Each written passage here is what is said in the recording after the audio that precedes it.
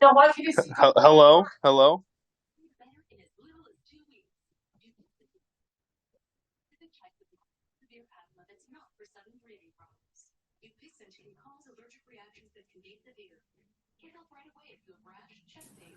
Hello? Hey, Barb.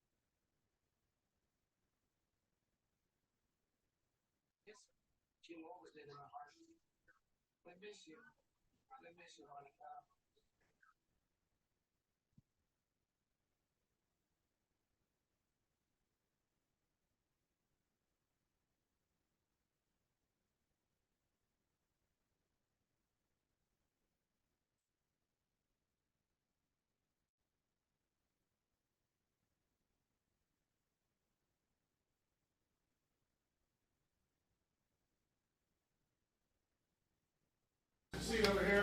Anybody see any seats around there? Anyone? Anybody standing? You just take a seat. We can't have anybody standing back here other than the media. The seats are for maximum capacity, so please find your seat.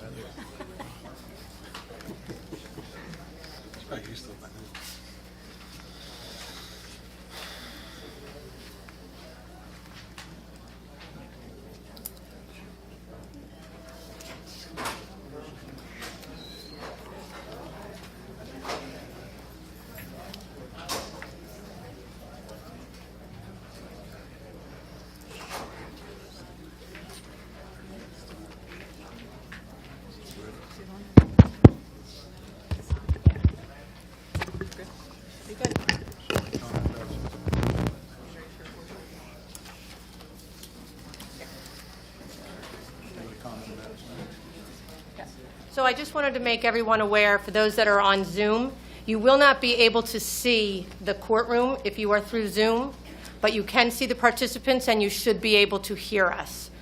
Currently, you have all been muted. If you'd like to speak when the time comes, you'll need to raise your hand and we will go in order of how hands are raised. Okay.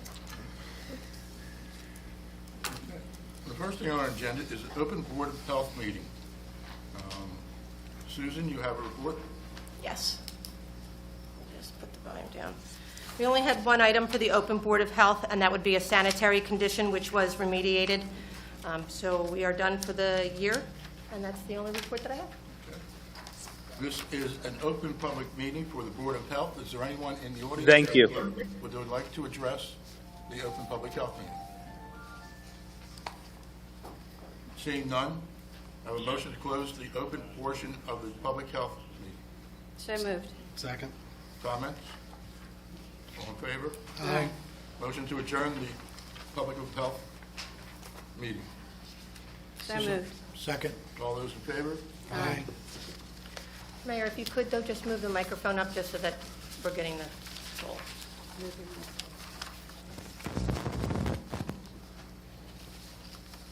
Ordinance and second reading and public hearing. The first ordinance is ordinance number 2023-22, an ordinance in the Township of Maple Shade, the County of Burlington, the State of New Jersey, amending the Maple Shade Township Code, Chapter 88, entitled Fees and Escrows. This is an open public hearing for this ordinance. Is there anyone in the public that would like to address this ordinance at this time? Seeing none, I have a motion to close the public hearing on this ordinance. So made. Second. Comments?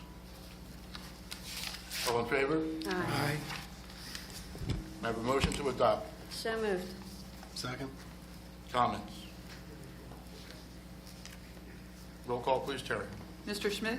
Approve. Mrs. Volpe? Yes. Mr. Reese? Approve. Mayor Kaufman? Yes.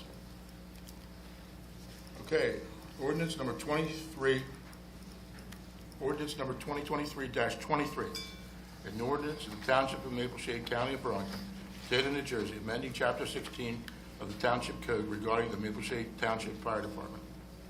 Before we begin this open session, are just a few things to try and make this process go as smoothly as possible, because I know there's a lot of people here that would like to address this ordinance. As normal, if you come to the podium, please, your name and your address as always for the record. Second, please keep your comments about the ordinance. If there's other business that you need to address with council, there's another part of the agenda in which that can be done. But your comments should address this ordinance here at this time. Please adhere to the time frame. Because of the number of people, we want to get everybody in possible to get their comments in. We will limit the time frame to 3 minutes per. And our clock will be up there and you'll see it.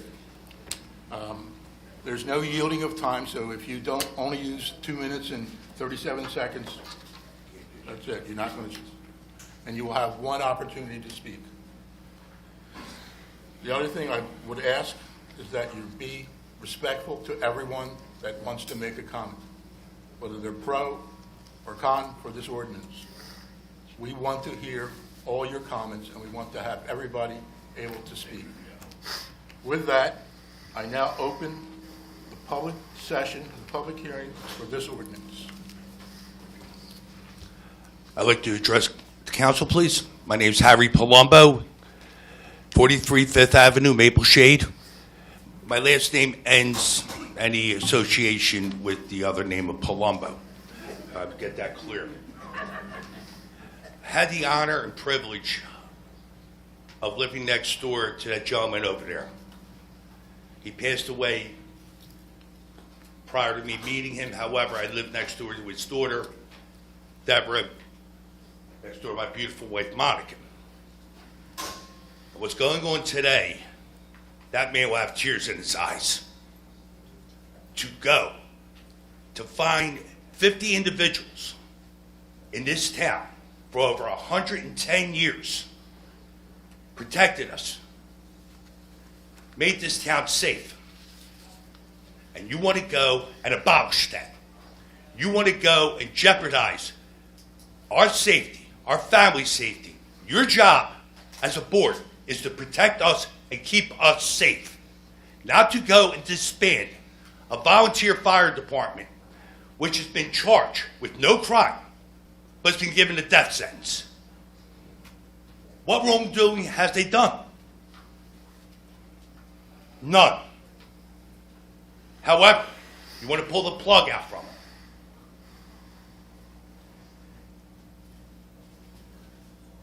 No coverage. The emails that we had no public safety or it was in question. How do we go with clear conscience and think that this board is for the best of the people of Maple Shade? The emails show negligence, ignoring your duties to protect us. And you want to go and start a new volunteer system? Ladies and gentlemen of Maple Shade, to have 50 people willing to run into a disaster when people are running out and doing it willingly, doing this for the love of this town, and you want to go and just destroy that. Bring in new volunteers? It's kind of funny because you have 50 well-qualified volunteers right now. People of Maple Shade, vote no on this. Council, vote no. Protect us. Protect the people that got you into your office. Protect. That is your job. That is your duty. Furthermore, I don't know about you. I can't go run into a burning building willingly. You have 50 people to do it in a blink of an eye. That man right now is flipping in his grave. Thank you.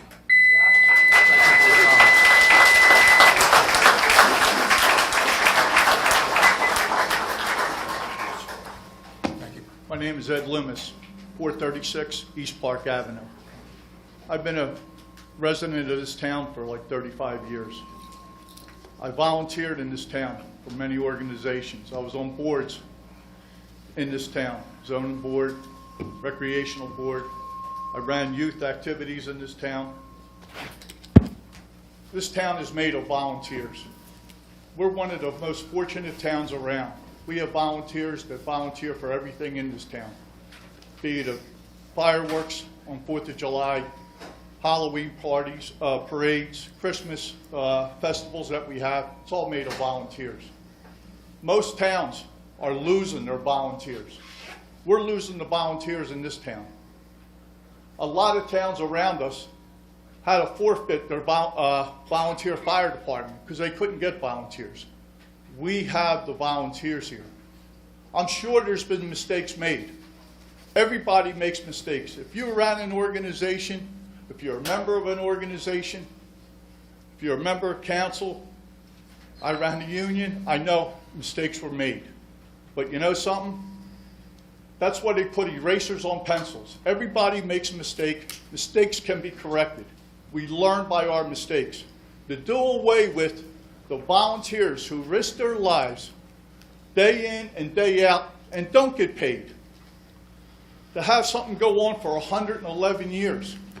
You don't find that today in today's world. Whatever has to be done, we got to save this volunteer fire department as it is.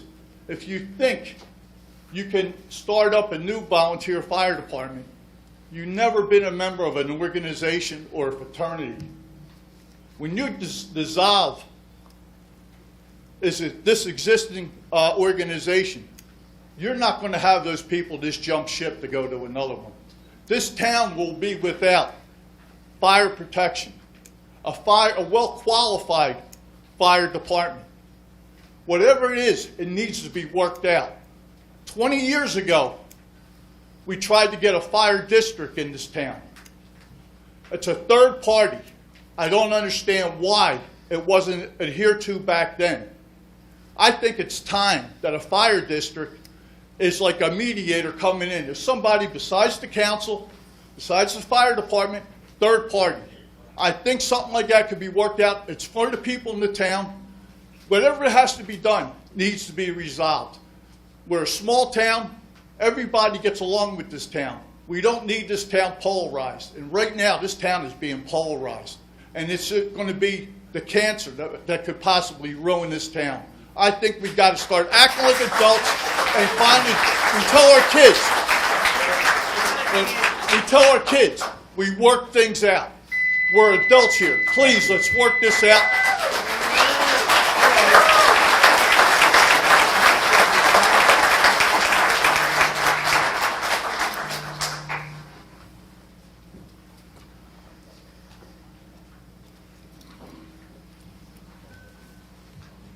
My name's Mike Newman. I live at 511 Alexander Avenue. I've lived in this town for 55 years. I have friends up here on town council. I have friends on the fire department, life members.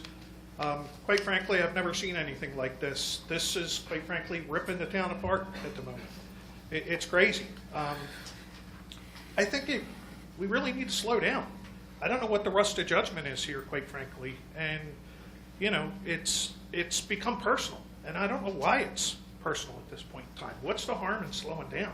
We need to take a pause. The gentleman before me just said, you know, bring in someone independent. Slow down. I read something online, I guess it was Rose Young, who was a former mayor of this town. She said she'd go down to the fire department. They'd yell and scream at each other. And then quite frankly, afterwards, after they worked everything out, they'd go to Charlie Brown's and have dinner and really talk and have things settled. What's happened? Why can't that happen with this council and this fire department? I mean, you know, and if you can't work that out, then quite frankly, it's become so personal.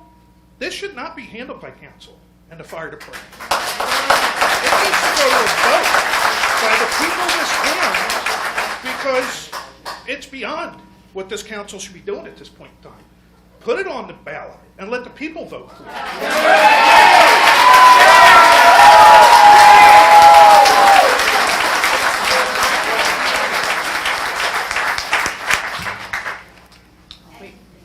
My name is Monica Ingram. I live at 43 Fifth Avenue, and as my husband mentioned, I actually did know John Doherty and his beloved family.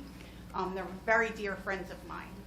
I am not a lifer for Maple Shade. I moved here about 27 years ago. I love this town. I love all the things about this town. Up until the last few years, there's differences. And I don't know specifically, but I will be getting more involved, and you will be seeing my face more, because this is disgraceful. These people, like the ones before me, have said, make mistakes. We all do. As far as I know, in my opinion, there's only one person that is beyond judgment.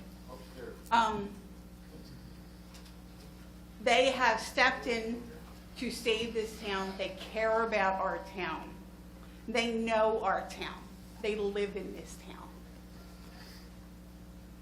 My safety is in jeopardy. My taxes, whether you say so or not, are in jeopardy. My insurance is in jeopardy if we don't have a fire department.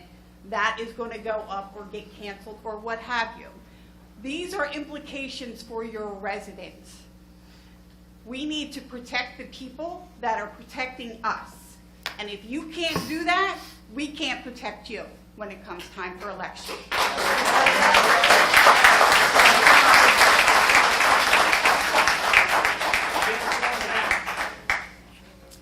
Good evening. My name's Chuck Mars. I'm at 100 Spruce Ave. I wanted to jump up quick because I think the right word was said. Fire district.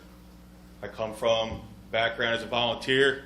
I was also a paid member in Cherry Hill. I started in Pennsauken. I'm a shader now. I've been through this. I've been kicked out of my firehouse before.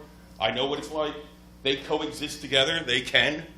But as far as a fire district works, Yeah, we could put it on the ballot. It needs a petition. The registered number of voters that we have, it's 400 to 500 signatures. We can get it on the ballot. That's who should be running, fire commissioners. Create the board of fire commissioners, 5 of them. And then we vote. They get on the ballot, we vote for that. I think the animosity and the bias towards the guys in the House here, council can't run the fire department. It can't. You don't have the experience either. Fire commissioners are people who have been in the service, who have been in EMS, or were a paid guy or a volunteer guy. They know what it takes. Yeah, you control the money, but they're there. I know my commissioners were at our training programs. They were around the firehouse. They knew what we needed. That's how it's done. And as far as the taxes, okay, taxes may go up, but bring the inspector's office back to the firehouse. Inspection brings revenue. It will pay for it. We have an apartment complex here. I don't know, that revenue is 60 grand a year. It's not even being inspected. It's been 2 or 3 years. The revenue comes. The inspector's office has got to be part of that, though. That's all I got. Thank you. Thank you.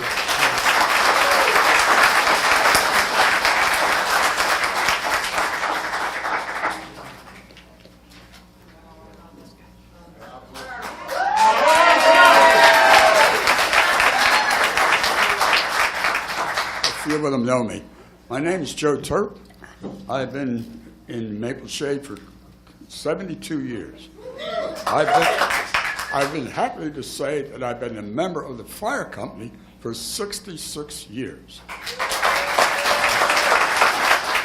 I am well aware of what's been going on in the firehouse. With that gentleman up there, I spoke with him many times. We've always had problems, always. We sat down, worked them out, no question. I have a question now. What are we going to gain by this new procedure? Absolutely. The only thing we're going to lose is money because our taxes are going to go high. Right. We have volunteers, and with this procedure that they're talking about, we're losing men. They go to other fire companies and get paid for it. But they won't stay here because we don't get nothing for it, except headaches. So I don't understand. I wish they would double check their thoughts and go through this, for, honestly, and vote it down. Thank you. We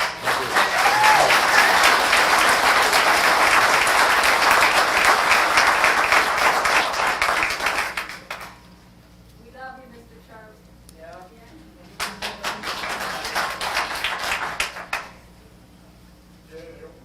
Good evening. My name is Phil Ween. I live at 120 North Stiles Avenue.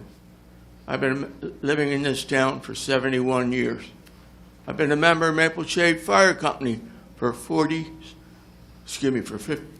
years. And the Maple Shade First Aid Squad for about the same time. And also CD Rescue. But I'll tell you something. You see that sign when we come into town, Maple Shade? The friendly town? It used to be so. I don't know. I'll tell you, I don't want it to become Washington, D.C., and it's slowly turning there.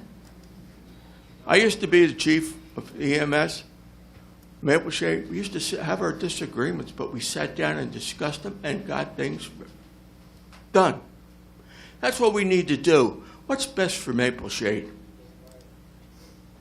And I'll put any one of our members of the fire company up to anybody. I'm a member of the Sick, Lame, and Lazy Club now because I'm over 70 years old. But I wished I could go in and fight the fire. Maybe if I had to, I would. And a lot of our members do. But I'd like to say one thing. I was always proud of Maple Shade, and I like living in Maple Shade. But damn it, we need to get together and work this shit out and vote no and give our volunteers support. And I'm going to say one other thing. LoSAP. It works. I was a member of Mount Laurel EMS, and I got laid off from work, but I did LoSAP. And guess what? That helped pay for some of my bills. The time you put in there. And how LoSAP works is a mutual agreement between the township and the department. Not a giveaway. You got to work for what you do, but it does work. You got a young kid that comes in, and they do their job, that can really help. It helps your pocketbook. It helps pay your school tuition, whatever. But it helps keep the fire trucks on the road and do a good job. Thank you for your time.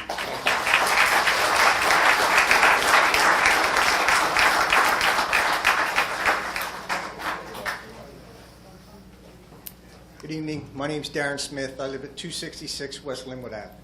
I moved to this beautiful town 3 months ago. I've been a volunteer firefighter for 35 years in South Jersey.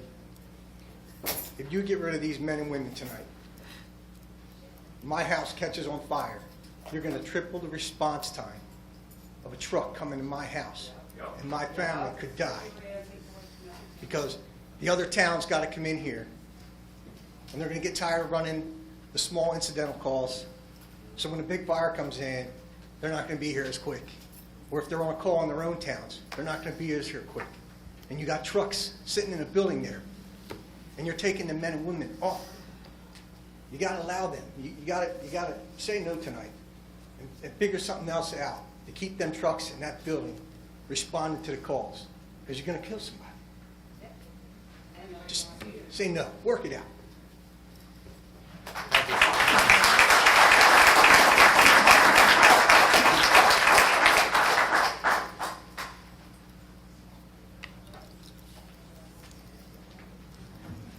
Robert Turner, 170 South Township Road.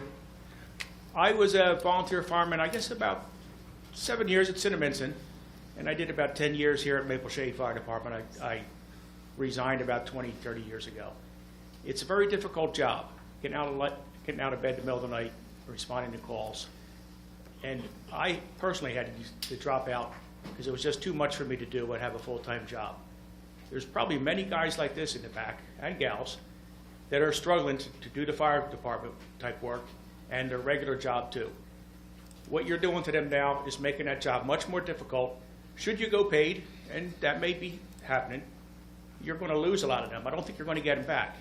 And if we do decide to change how we get our fire service protection, we need a fire district and let people that are focused on just public safety, not everything else in the town, let fire commissioners work with the fire department for the proper budget. Thank you.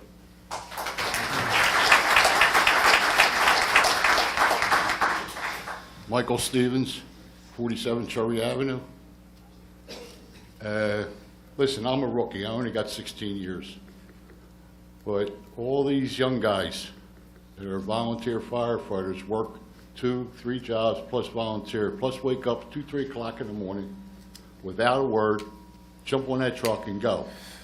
I heard people on the council board, I read emails on the council board saying that our response time is slow and we do a lot of things that doesn't agree. All I'm asking, and I'm not asking, I'm begging, take the personal feelings away. The people on board that have the personal gripe against the people in the firehouse, you got to put that, act like adults, sit down, don't worry about who's emailing, who's not emailing. Get on the phone, make the conversation, you know who I'm talking about, you know who's against all this, and you know who's starting all this. Please. Thank you. Really quick.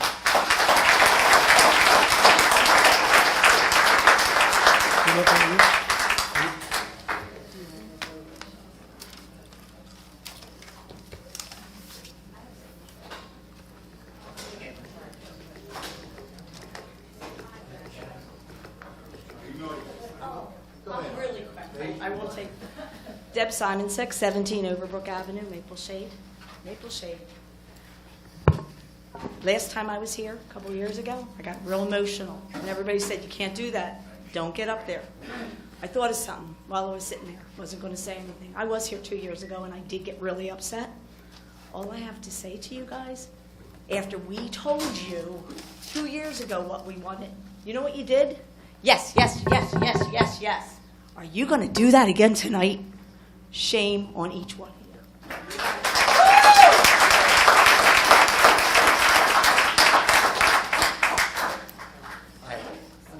Jim Quick, live at 415 Florence Avenue. I've mentioned this before the last meeting we had. 39 years ago, I was in Galesburg, Illinois on a trip, business trip. My house burnt down. If it wasn't for the dedication and what these guys done back then, I wouldn't have grandkids. Can't believe you people are doing this. You hire people from outside. We got a lot of qualified people in this town. You decide to hire people from outside. And all we get is lip service. All I can say to you guys is, it's wrong what you're doing. And think about how you're going to vote tonight, because it's going to matter later on in the future for you. This is totally disgusting what you're doing. These people are decent people, hard-working people, and the best fire company I've seen around in all my time. I've been here 52 years in this town. And by the way, my wife had a heart attack 8 months ago. The rescue squad was there in less than 5 minutes, and the fire company. So nobody can tell me these guys are slackers, because they're not. And if you don't vote against this, we will remember you.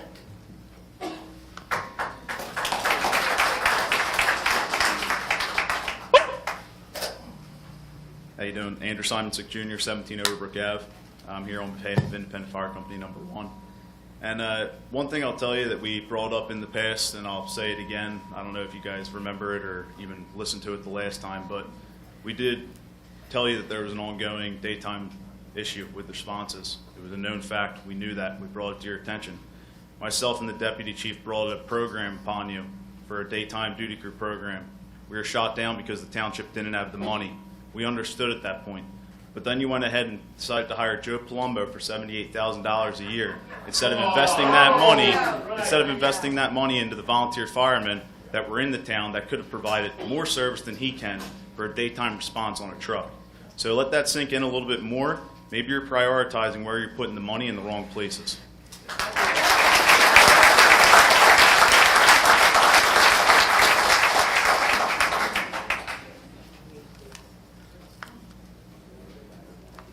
John Zaradnik, 803 North Fork Landing Road.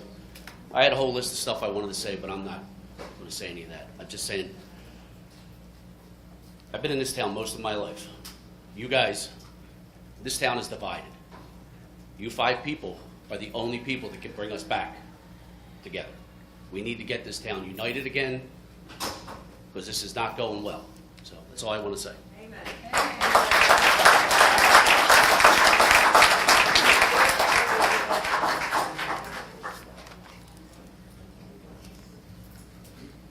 Hi, good evening. My name is Colleen Bednark.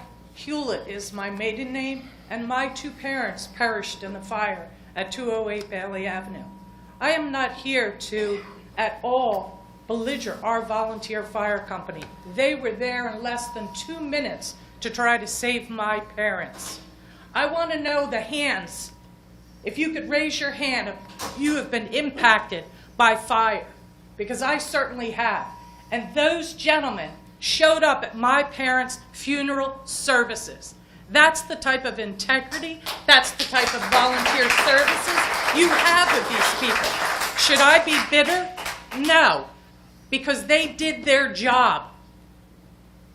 I don't even know what the word to use, that you would stop and think that paid people would react better in a time of need.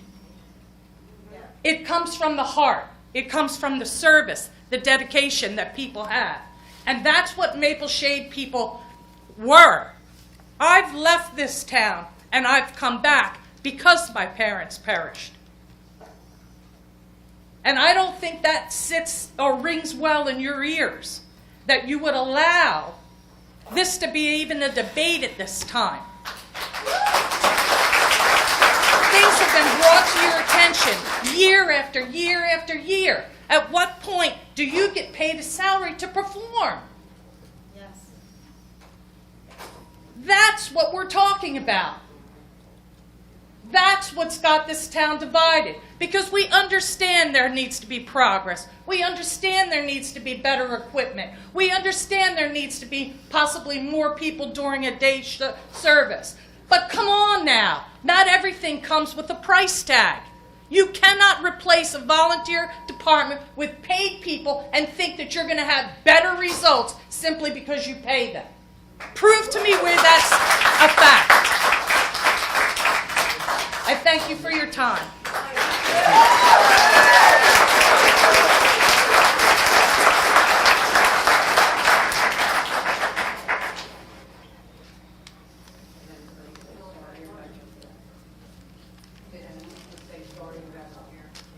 I'm very sorry for your parents. Good evening, everyone. Members of council, how you doing? Hi, everybody. My name is Austin Barr. I'm 553 Cutler Avenue, Maple Shade. Am I what? Running for mayor? No, I just like to say hi. There's been a lot of really, really touching things said tonight about our fire department, right? This fire department means a lot to this town, and we can tell that they've been doing these amazing things for all these years and how much they actually mean to us. My question, because I haven't really heard a question asked, I've heard a lot of touching statements, a lot of information, haven't really heard a question. My question for you guys as a council is, what is the cost impact to each of us as a resident? And in the meantime, until that new budget cycle kicks in, what other programs are going to be impacted in the town that are going to suffer if this paid fire department goes into place? Those are the two questions I have. I would love to hear any answers you guys have. And then that's really all I have to say. Thank you very much.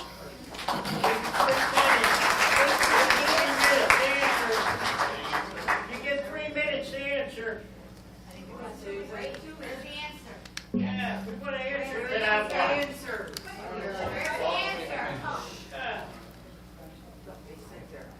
No answers? We just asked you a question. What's the matter with you? You're not saying nothing. I have a solution. Jen Lucas, Gunther, 39 Orchard Avenue. Jen, before you start, I think we should maybe address Austin's questions. I don't physically have the numbers directly in front of me. I'm sure some really.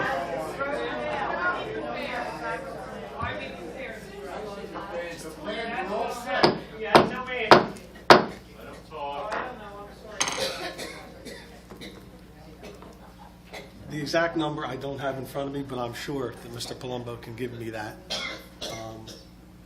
A lot has been said tonight about response times and about coverages, and everything that's being said is not correct. We have response times. We have coverages. It's, you know, if you choose to not believe that, that's my opinion. I can't help that. But, when you shut down the last time.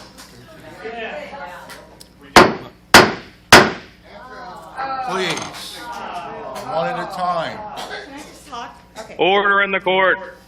Jen Lucas Gunther, 39 Orchard Avenue. I've been a journalist for 25 years, and I got lots of questions, lots. Why don't we have a town hall where you guys can come, the fire department can be there, everybody can come, we'll have it like in a huge venue, and ask the questions. You can have the answers. You don't have to like say, I don't know the numbers. Like, you can come prepared with answers. We all have lots of questions. Are they going to be a paid department? I don't know. Are your taxes going to go up? I don't know. You say we're sharing services. With who? Are they on board? Like, when are they going to stop sharing services with us? I got 1,000 questions, and I'm sure everybody else here does too. And I think we need to have a town hall before you go ahead and vote on this, like, for the 3rd time without telling anybody.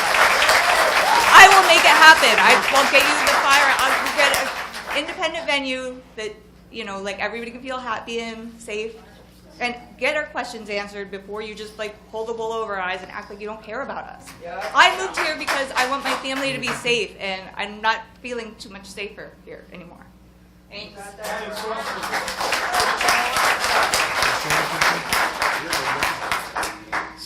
So Jen, I appreciate your statements. I didn't finish mine, so Joe, would you happen to have the number that was in question in front of you? The budget that was prepared for fiscal year 2024 includes not a full-time career fire department, but the appointment of 2 full-time firefighters to work for the Township of Maple Shade, assigned to the fire department, and 2 part-time firefighters to fill in vacancies when those 2 firefighters would be off duty or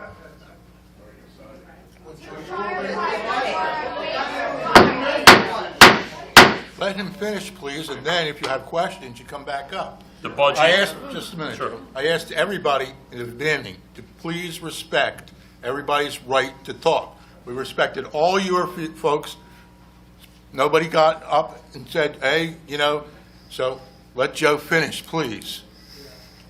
The budget for fiscal year 2024 also includes a line item to incentivize the volunteer firefighters that would serve the Maple Shade Fire Department at $150 per 12-hour shift, and an additional incentive for their response from home should they be needed for additional responses.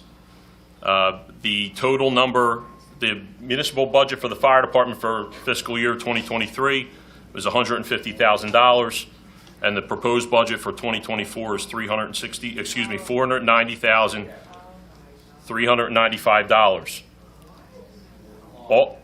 All of which would be offset by the revenue collected by the local enforcing agency returning to Maple Shade Township that was removed by the state of New Jersey, and we would recoup all those revenues along with the registrations and inspections. Again, that would offset that budget entirely. So, I am Andrew Simonsick. I am the chief of your fire department. I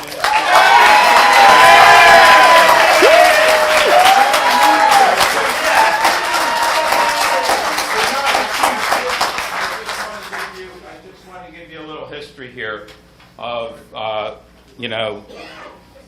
the things that Mr. Palumbo is saying. First of all, he was successful in destroying the volunteer company in Pennsauken. And you 5 have never showed your cards until just now when Joe opened his mouth. And I wasn't planning on talking tonight, but I heard what he said, and now I get all of it. You think that the volunteers in our fire company are going to come and take a stipend? All this stuff that he just said, we've been trying to get from you for 10 years. 10 years. More than that. Thank you. An ex-chief over there. 70 years of service, and you're going to flush it down the toilet. You people make me sick. You truly make me sick.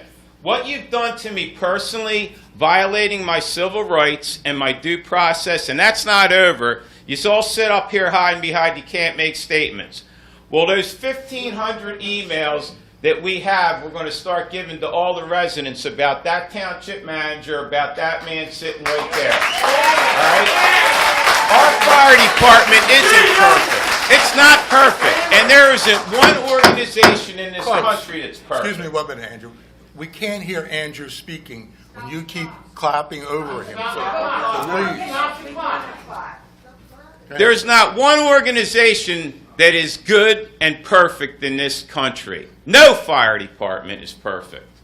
Not one of them. The incidences of the departments, the things that happened, were happening by kids. There was a cancer in our fire department that is no longer here. And since that cancer is gone, how many problems have you encountered with our fire department? I'll give you a hint, none. It's all politically driven because she wants her own little kingdom. This township,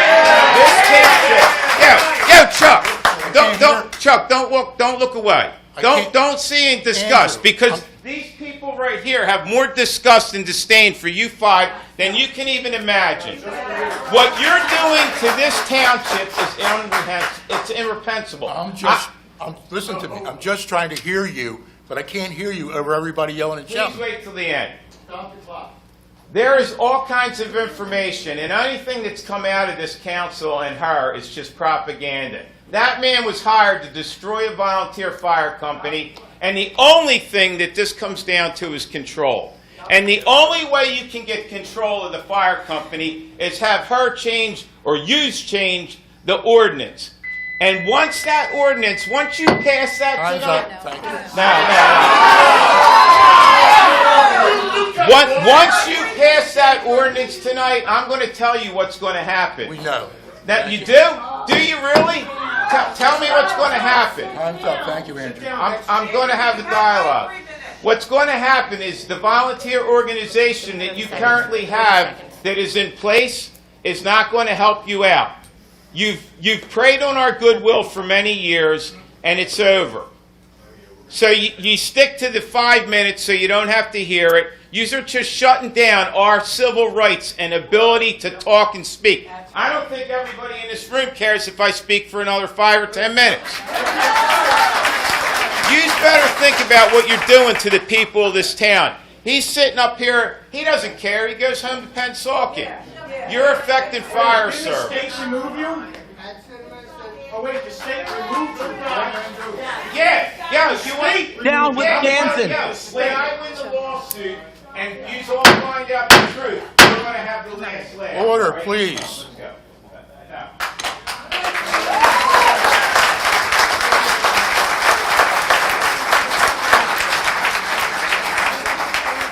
Sorry.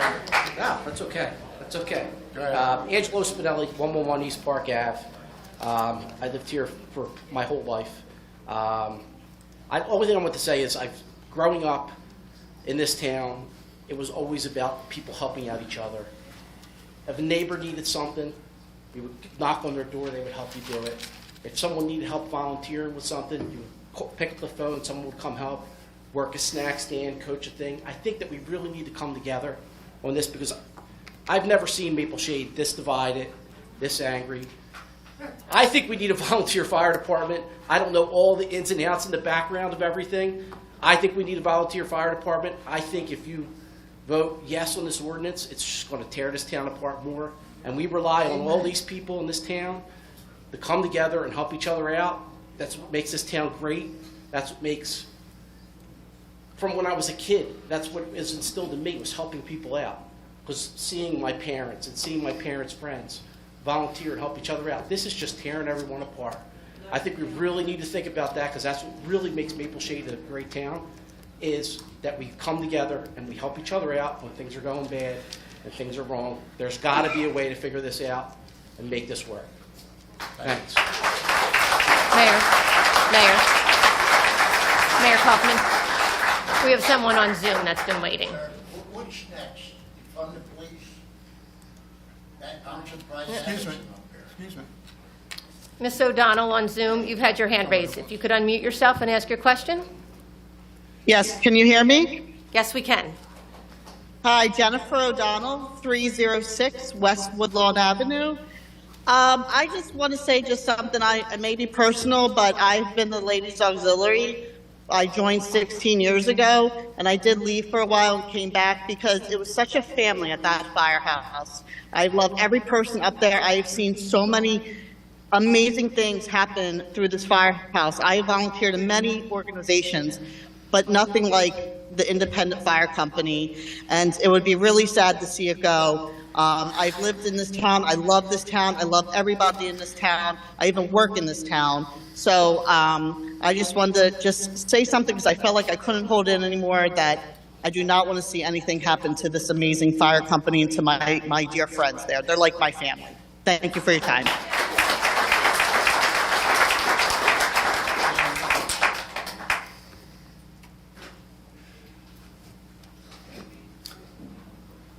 My husband's gonna kill me. Hi, I'm Well, we have Money lots of police officers here. Yeah, so it won't I should be happen. okay tonight. Hi, I'm Money Leone, 201 East Park Avenue. I am not a part of the Boys Club. I'm just here as a citizen, looking at what's going on.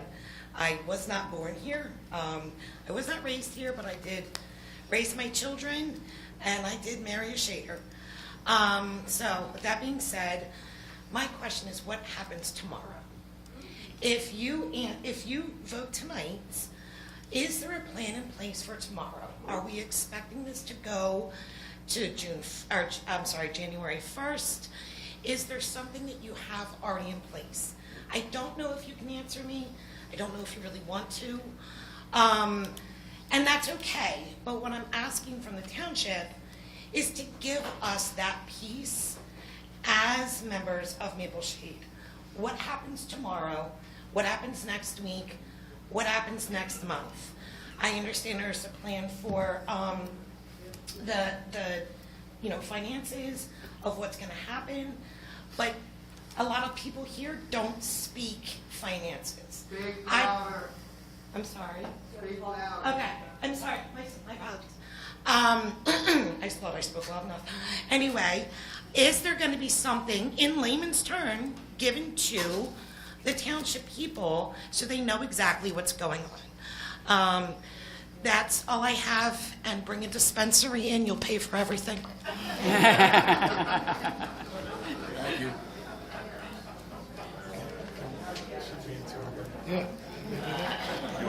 Yeah, I would like to take a second and answer your question as to a plan. Thank you. Can I come back up? No, you don't have to. I mean, Okay. that's as of whenever we need, our 4 surrounding towns have agreed to come in unconditionally at any time. There is no expense to that. We've sat down, we've spoken to them. In lieu of trying to figure out what's going to happen here, obviously we need to have plans as much as either way. The fact that with the, let me hold off on that statement until I make my statement.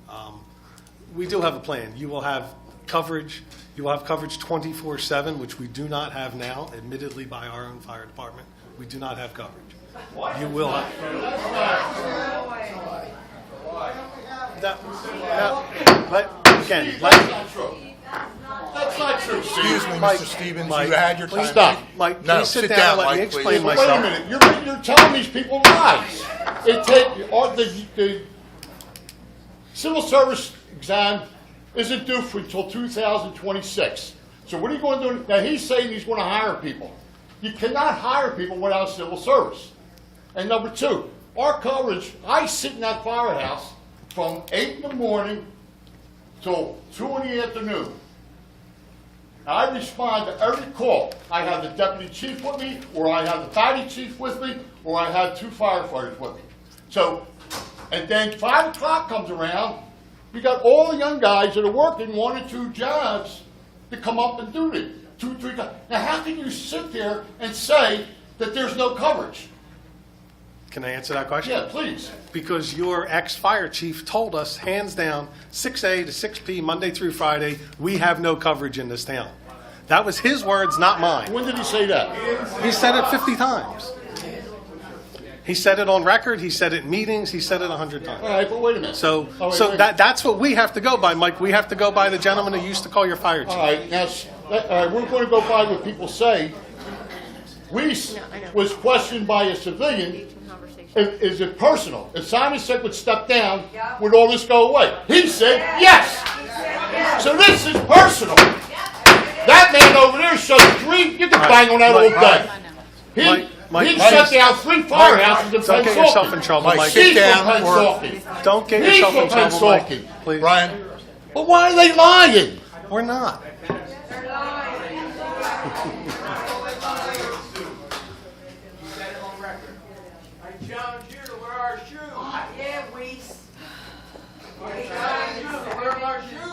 Who's next, please? Walk the talk. No. There's no one. Is there anyone We else? have no one on- please? Ridiculous. We have anybody on Zoom? No. Okay. Good evening. Good evening. My name is Steve Armstrong, 124 Orchard Avenue, Maple Shade. I want to start by saying I don't think that there's anyone in this room that doesn't want good fire coverage for our townspeople. I applaud all of our volunteers.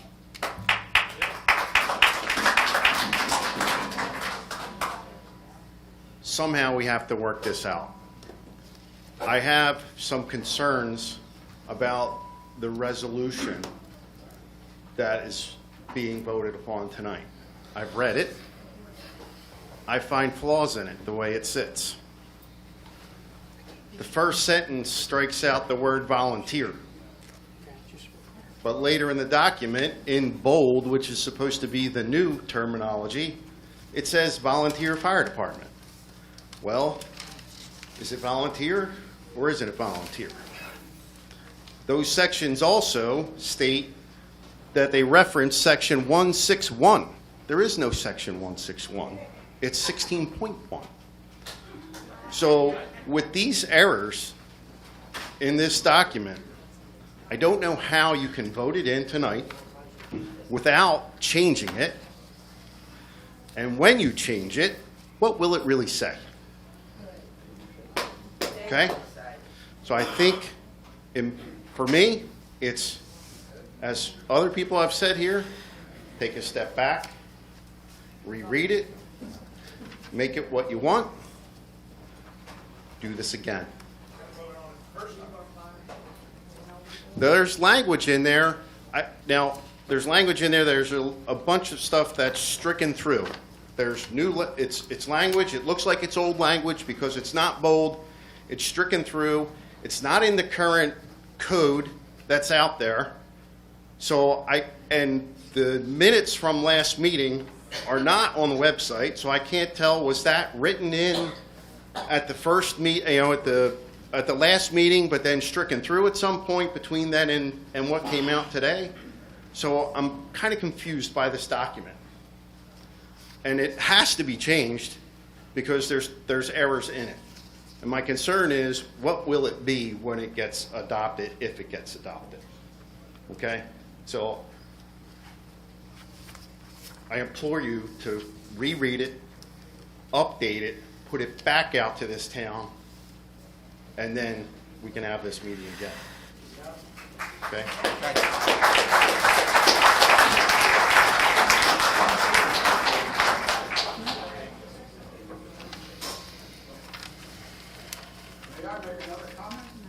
No. All right, one time. You You had have it? other people come up here and didn't say nothing, let the gentleman. Yeah, we did. We asked him to leave. That's all there. Go ahead, sir. Good morning. Well, evening, I guess now, at this point. Sorry, I work night shift, so I'm a little out of it. My name is Mal Alder. I live 525 Newton Lake Drive. I'm sorry, where? 525 Newton Lake Drive. I'm part of the fire department and also first aid squad. What town is that? I'm sorry. Collingswood. Okay. Now, the reason I come up here is ask a question to all of you and also Mr. Palumbo.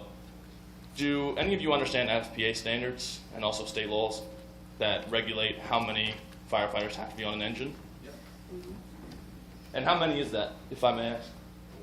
4. Thank you. So we're staffing it with 2, which means that engine is not allowed to leave the station. And then also with a part-time staff. I'm a part-time employee on 3 different jobs. I work for Trenton, Maple Shade, and also work for a transport company. I don't work every day. So with that being said, if I want to have a day off, I'm going to take my day off. And I have a very good feeling that a lot of part-timers will as well. So just out of curiosity, if all these part-timers want to be off, but we only have 2 daytime people to staff an engine, that engine can't leave. So now who takes over our district? Just want to leave that there and hope that you guys understand that. Thank you. Thank you.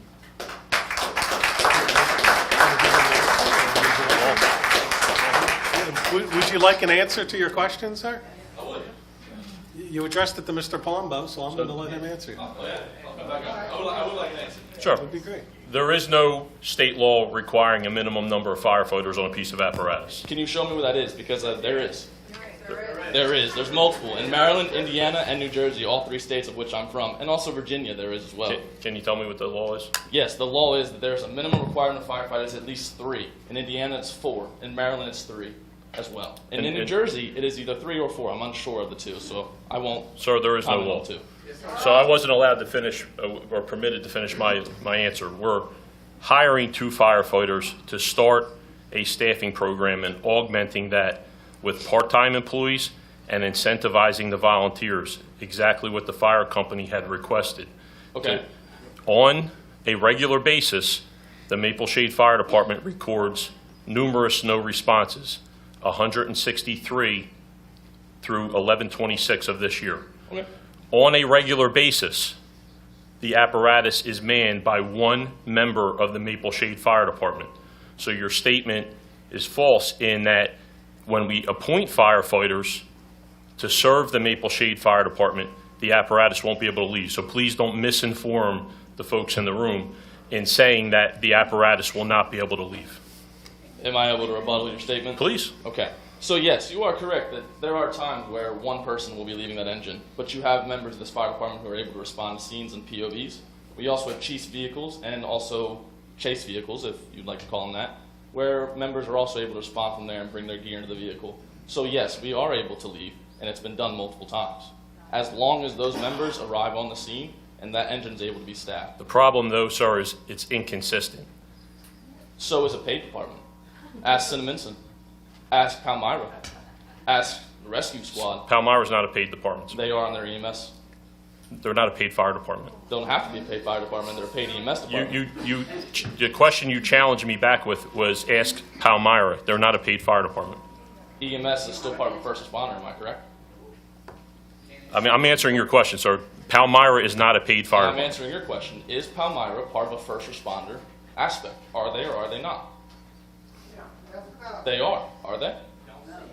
The Palmyra Fire Department is not a paid fire. I mean, I don't know how much clearer I can answer that for you. There are two separate organizations within one municipality. They are. The EMS personnel do not engage in fire suppression But activities. do the EMS department also drop calls because they don't have staffing? I don't know. I don't serve the municipality of the All right. borough of Palmyra. Pennsauken, Yes, sir. do they drop calls because of lack of staffing? No. Can you show the records of that? 100%. Please, we'd like to see them. Right. Well, Right then, now, here, obviously, then I we're not. pose this. Then how about we table this and we wait? But we have the statistics for Maple Shade Township. Okay, can you also pull up the rescue squad as well? We're not Because I here. work there. We're not here discussing the rescue squad, sir. They're part of them, are they not? No, they're not. They're They're separate. not, you are correct. They're not part of them, but what they are part of is this town. They are part of this town, the same as our fire department. I agree with you. So Okay. is the DPW, so is the police Yeah, department, exactly. so is everyone else. We get Okay, it. so ask the police department, no offense, I apologize. But let's ask the police department, how many times have they had to call for mutual aid? Because unfortunately, there's too many calls in this district to be able to gather them.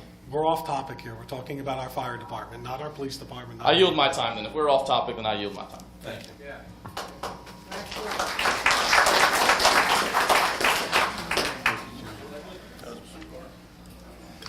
Yep. My name is Craig McLaughlin, 75 Guilford Place, Burlington Township, New Jersey. I was an EMT in this town for 14 years. I'm a firefighter in this town currently. And let me tell you what, you talk about this not being personal. Again, we went over staffing and reported about claims that people didn't have proper certifications. And yet we were told up by this board that all agencies had everything up to date. As I stated in the video this past week, 17 complaints to OSHA about all the things that were missing from the emergency squad that they didn't have in compliance. Given here, as Ms. Susan stated in the meeting, the 2 life threats. Didn't talk about the other ones.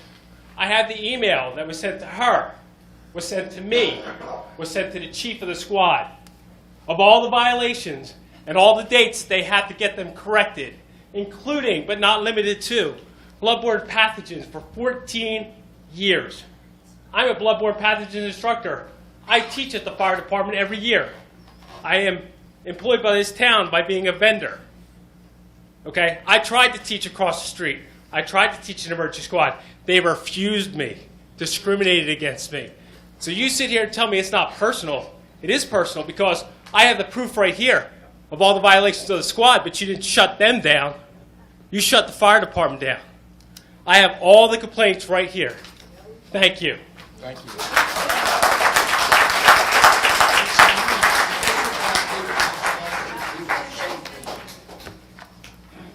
You're worried about this department here? You screw these guys over? Excuse me. I can ask this chief right now, how many patrolmen you have? Excuse me, you've had your opportunity to speak. I'm worried about. You had your opportunity to speak. And you told him to come back. I did not. That's exactly what you said. I said, come back? You have not come back. We have one person on. Outside, don't do your business. Okay, That's what aggravates you.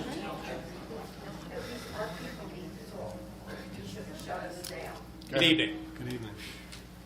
I've been asked to be here tonight on behalf of my clients, the Morrows family.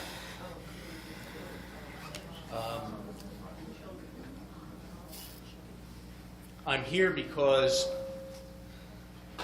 they're tremendously grateful for the actions of the firefighters who tried to save them and their children's lives. There has been a number of things said that have attempted to cast blame for their children's deaths other than the fire itself. It was a fire, and the results of that fire that took those children's lives and the tragedy that befell them. Marlses have never given anybody authority to blame anybody in this room, to blame any fire department, to blame any firefighter, to blame this council for the deaths of their children.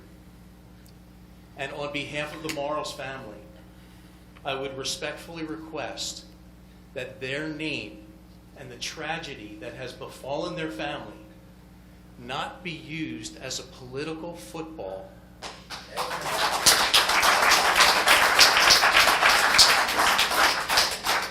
by anybody. Thank you for your time. Thank you.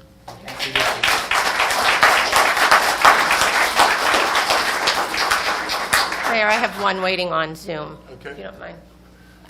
It looks like Justin, 18, I believe it is. If you'd unmute yourself. Nope, my question's been answered. Thank you.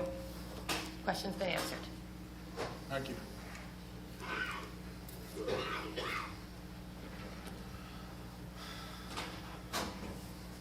Hello. Hello. Hello. My name is Bobby Lynn Loomis, and I am a proud resident of our town and also a dedicated educator committed to the growth and well-being of our community. I've recently taken on the task of requesting the OPRA, the Open Public Records Act documents, from our township, county, and state. I OPRA'd these documents because I wanted unbiased, factual reports. I am genuinely concerned for the well-being of our community and believe strongly in the importance of accountability and responsibility. I believe that an informed community is a powerful community.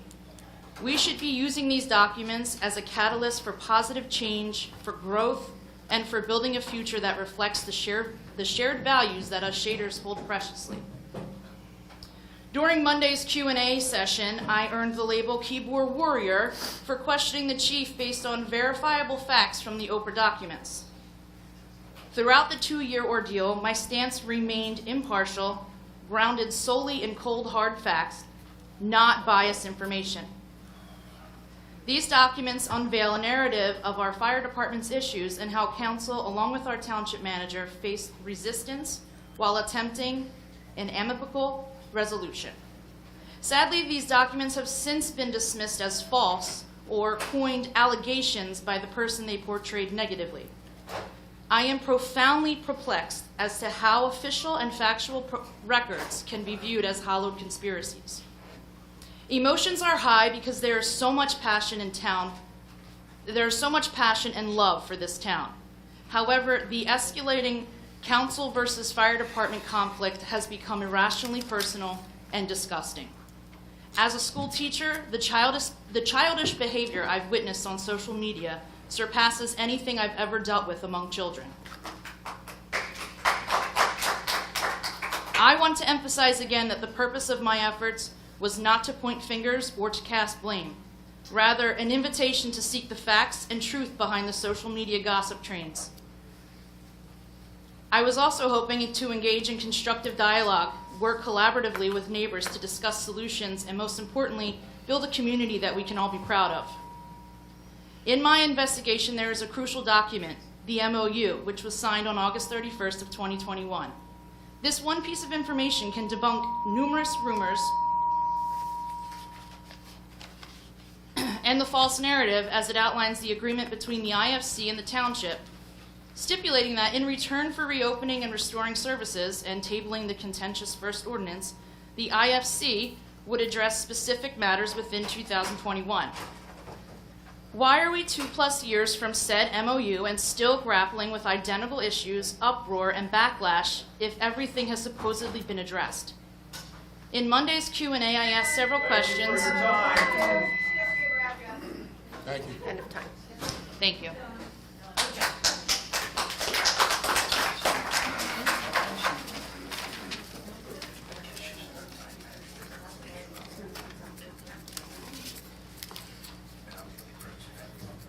My name is Kathleen Benedict. I live at 271 South Maple Avenue. I just have to say that our file department has been a wonderful asset to this town for many, many years. And yes, we all do make mistakes. And yes, we all have our faults.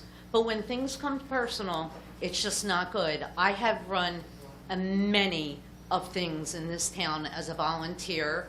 I work in the educational schools also. And I have seen a lot of he said, she said, we shouldn't do this, we shouldn't do that, but never to this degree and level. It's a disgrace. We, as taxpayers, will pay for what is going to happen to this town. And we pay for our own benefits. We pay for our taxes. We are middle-class working people that rely on volunteers. And now that's not going to be, and we will be the ones that eventually have to pay for this. And it's a total disgrace. Yeah.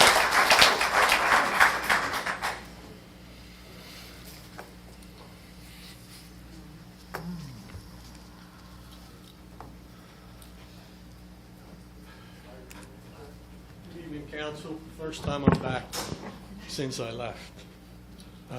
Claire, Chuck, and then Nelson. Lou, name and address. Up Lou Mancello. You forgot. South Boulevard, yeah. South Boulevard Avenue, Maple Shade. Claire, Chuck, Nelson, we've all been to the fire department banquets. We've spoken. We've spoken as mayor. Yeah, and what do? You get up there and you thank them for their thank them for what they do. And I always say to them, I sit in the middle of the night, I hear the sirens going off. And I know some of the people in this room are running and jumping on those trucks. Now's your chance to show a little appreciation. I know the dynamic that happened here. I was here when Susan came. We were instrumental in getting Susan here. She dropped out of consideration. We did the right thing, Chuck, you and I. We reached out to Susan. Why'd you drop out? She heard rumors. You know, the fix was in. We said, nah, come back and apply. And she applied, and she's here. And she could do a great job. And what's the last thing I said when I left? I'm not patting myself on the back. I said, push back on what she suggests. She wants to do a good job, but she doesn't get the culture. We're about volunteers. So this isn't Susan. Everyone blames Susan. This is her idea. Let me speak. This is her idea. Yes. Now, she's But outside. please. I tried to fix curb That's to all right. her. Don't worry. He's fine. Let him go. Let him go. Rob, please remove him. No, come on. Come on. Chuck, he's fine. He's interrupting me. I'm fine. Yeah, but that's not right. Louis I get you. interrupted. I get you. I get you. You know, I'm a court reporter, and I was at a He interrupts zoning. everybody. Lou, he's interrupting everybody that's up here. Whatever. We're all emotional, okay? I want to hear what you want to say. I want Okay, to I hear what everybody appreciate wants it, to and now say. he made me lose my train of thought. I'm sorry, but he can't What I'm interrupt saying, everybody. folks, and what I said Go when ahead. I left, one of the last things I said in front of Susan, I'll say it now. You got to push back on some of her ideas. She doesn't understand our culture. We're a culture of volunteers. She doesn't get that, but she shouldn't. She didn't live here. That comes from council. All these decisions are council's. You know, I could say more, but Brenda, you remember Brenda? I won't say anything more than that. The treatment she received until I spoke up. I said, whoa, wait a minute. After 10 years, this employee's having an issue? Does that make sense to anybody? Well, that's the same thing that's happening here. Emotions have gotten away from everybody. If it's a fire district, then make it be a fire district. If you can't come to terms with a volunteer fire department, you can't meet in the middle, then do the fire district. You have that option to do the fire district. I was interrupted by Mr. So-and-so before you was part of that. About 15 And I'm almost seconds. done anyway. But that's another thing, and I understand you got a big crowd. So, yeah, you should probably have a timer. But have you ever seen this before? Yeah, once. Not with police presence, not with A couple. magnemometers. You sat right here on the dirty water issue. I was the mayor on the dirty Yeah. water issue. You know all about that. I got compliments from one of the camera guys. You know, but maybe this is necessary. If you think it is, there's something wrong. Okay? Reset. Come on, man. Come on. Reset this. Reset this. All right. Thank you for listening. So Lou, you're thinking we should push back when she's right, when she's laying out the law and telling us what it is, and we're not meeting it, but we should push back against her? Come on, you know exactly what we're up against. How long in you been here? How long you been here? You're an expert now? No, Give me a break. okay. Will you? So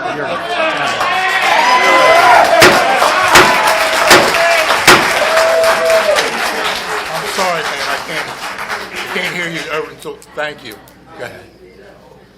My name is Molly Mills. I live down here on 208 East Linwood, right below the police station here. A lot of activity goes by my house, but I think we're not resolving anything up here tonight. We're hearing a lot of hostility, a lot of stories, bad things, and it comes right down to if you're wanting a vote yes or no tonight, it's the wrong time to get it. We need to put this on the ballot and let everybody here in this town, let everybody that didn't make it here tonight be able to voice their opinion. And that's what I have to say. Thank you.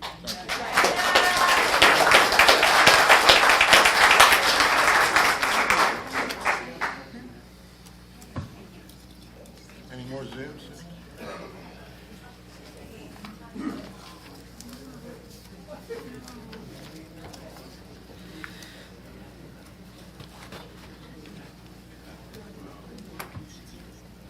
My name is Walter Krzyzanowski, and I live at 32 Overbrook Avenue. I've lived in Maple Shade for 10 years. I don't know if I'll read this whole thing. I did email this to you, but it was late in the afternoon, so I don't know if you got a chance to read it. But I've lived in Maple Shade for 10 years. When I first heard of this fire department issue several years ago, the complaints looked frivolous and petty. So I didn't pay much attention, but recently when I found out that the fire department was shut down, that was very concerning. And I think it would be to everybody in town if everybody, I don't know if everybody even knew about it. So I did a little look into volunteer fire companies. Volunteer fire companies make up 80% of all the fire departments in the United States. They save billions and billions of dollars to municipalities. And volunteer fire departments go back to the time of the ancient Rome. I mean, this is history. So, big cities and very dense cities or might have paid fire departments because maybe you can't get enough volunteers or you have more activity. But our fire department, I mean, the people in town seem to be happy with it. The volunteers seem to be happy. The insurance companies certainly give you an ISO rating that's right at average in the middle. So to shut down a fire station that has been in existence for 110 or 111 years, I think is ridiculous.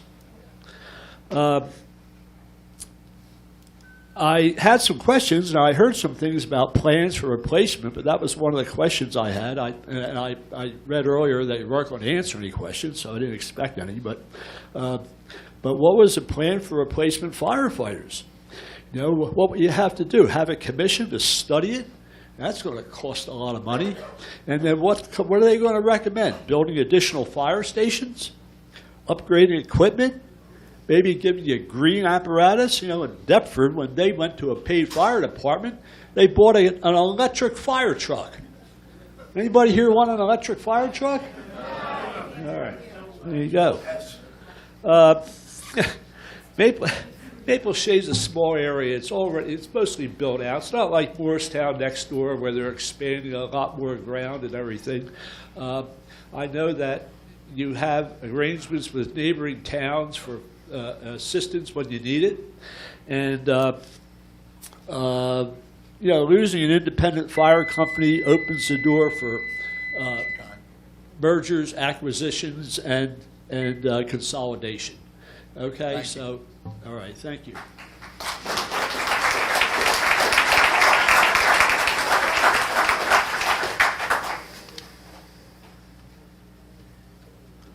None on Zoom?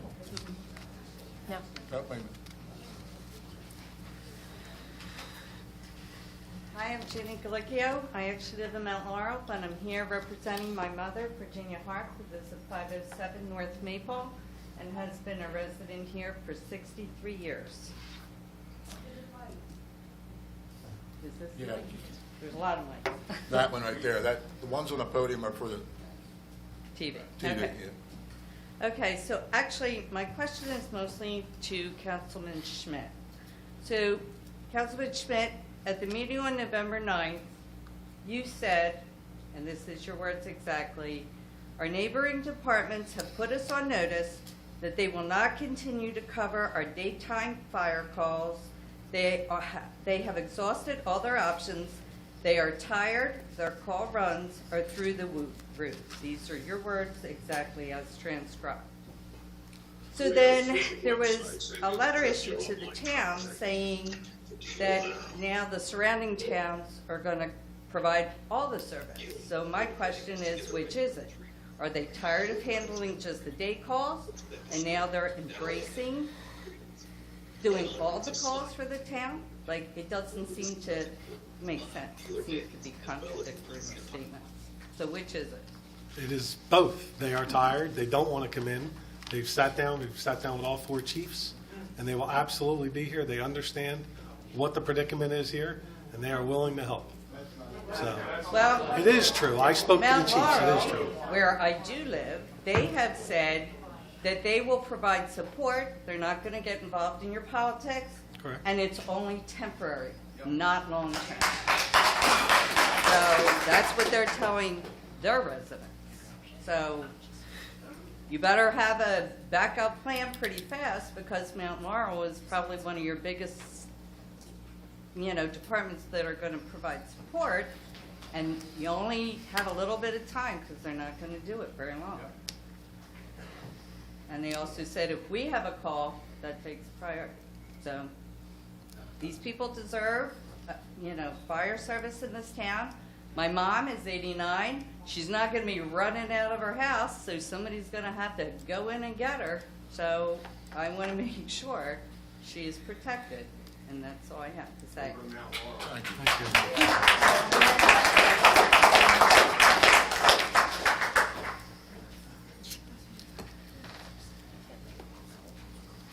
We have one more on Zoom. Yep. Amy B., if you'd unmute yourself. Yes, good evening. My name is Amy Barber. I live at 527 North Maple. I just wanted to, I'm also here with Colleen Quinn, who lives at 99 North Maple. And we would like to say that you are elected officials by the residents of Maple Shade. With the amount of dissent, we need to table this resolution and have continued dialogue with the fire department and find a resolution that works for everyone. And that is all I have to say.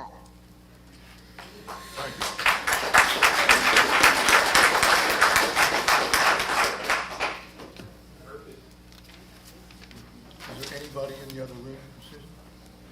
They've been coming in, Oh, okay. so.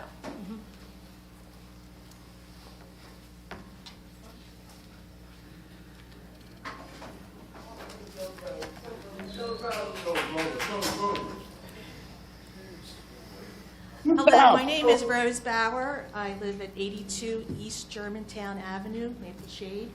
As I'm standing here, I do recognize a few of you. I respect that you have a job to do, but I also have a lot of respect for the fire department in this town.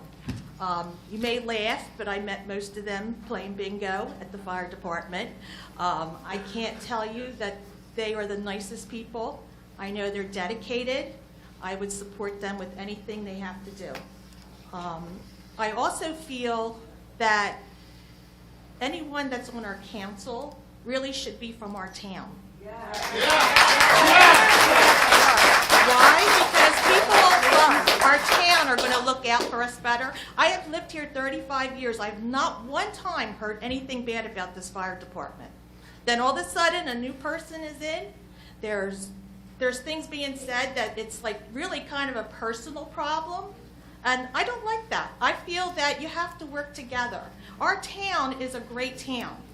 And I know that if there's a fire or something, I know I have trust in our fire department, our EMS squad. And I also feel that it should be, you should listen to the people. Let the people vote on this.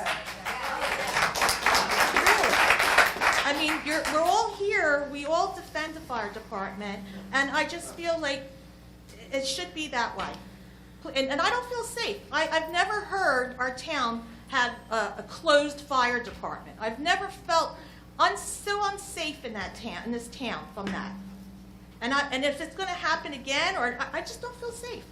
Just listen to the people. If there's a fire, you should see on Maple Shade Neighbors, there's someone always going to be there saying, let's support these people, let's raise money for people. That's the way our town is. I've never seen it before. I just want to correct one thing, Rose. Us 5 council people are all Maple Shade residents. We must be in order to have this position. Susan's not. She's not on council. Not on council. Okay, I'm sorry, I did not know that. But even someone that's going to be help running, she's our town manager, right? Yes. Okay, well, then she should be from our town. That's all I have to say.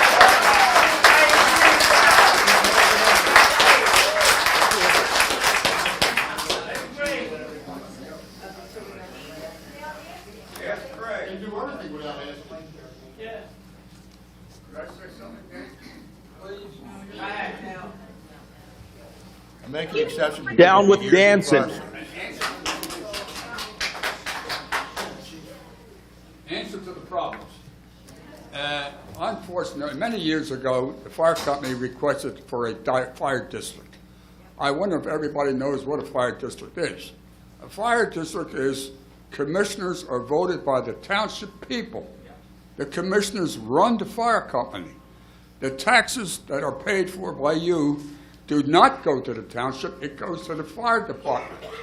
The fire department and the township committee have absolutely nothing to do with one another. That would solve the whole problem tonight.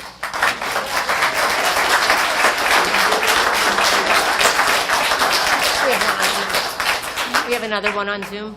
We have another individual on Zoom. So, Christy McVeigh, if you would unmute yourself. Hi, I'm Christina McVeigh. I live at 5 North Clinton Avenue. And I just want to let everybody know, 8 years ago, I had a fire, and I lived in Merchantville, and it was a 3-story home, and we couldn't get to the phone. Maple Shade got to us before Pensauken and Merchantville, and saved everything. And we lived 1 block off Cove Road. I've only been in Maple Shade for 8 years. I participate a lot. I volunteer a lot in town. And everything that's been on Neighbors, nobody wants to go on there anymore. It's not happy. That's all I have to say. Fire department served me well.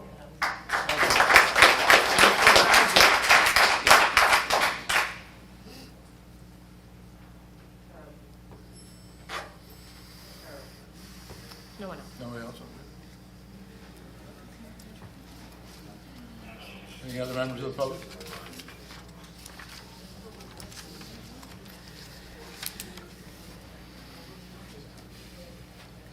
No other members of the public? Going once?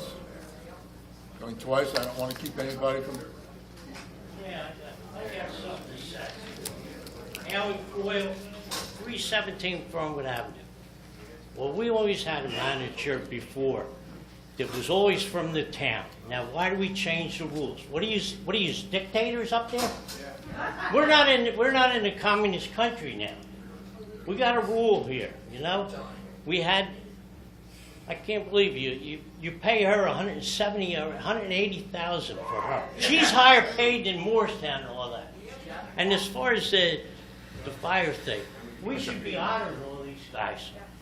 They brought cheer to the kids the last 2 nights. It was unbelievable. My little granddaughter running out there, seeing you guys, that was great. That was really great. And all the time they have their parades. They're the ones that really in the parade. The whole parade's the fire trucks. Why you want to get rid of them? Anyway, you know what? I can see already. You got it all set in your mind that you're already going to vote that way. Your way. So I'm going to make a motion that this has to go to the township vote in the election. The next one coming up in June. You have one coming. November. Right, in the primary, okay? And I'm making that motion right now. It has to go to the township vote. I need a second. We got seconds, and I'm allowed to do that. I already talked to a senator about it. I'm allowed to do that. I talked to a senator. Thank you. I talked to Senator Van Drew. I'm allowed to make this motion that we hold off on this so that everybody vote. I'll bet you none of you know when Maple Shade was actually named. What year? What year? Do you know? 1945. And you know how the name was picked? It was picked by a community vote. Everybody in the town voted on this. And it's our town. It's our town, not your town. And you're next then. You're next because we can get a petition signed against you. And we can get half of the vote to go against you and withdraw you, and you should be retired. You're retired. How are you allowed to do this? I was in a union. When you retire, you've got to be retired. You're taking benefits in a job from somebody else young. That's a disgrace, you are. I belong to a union. Are we going to make a motion? I make a motion. No. We got to take a vote.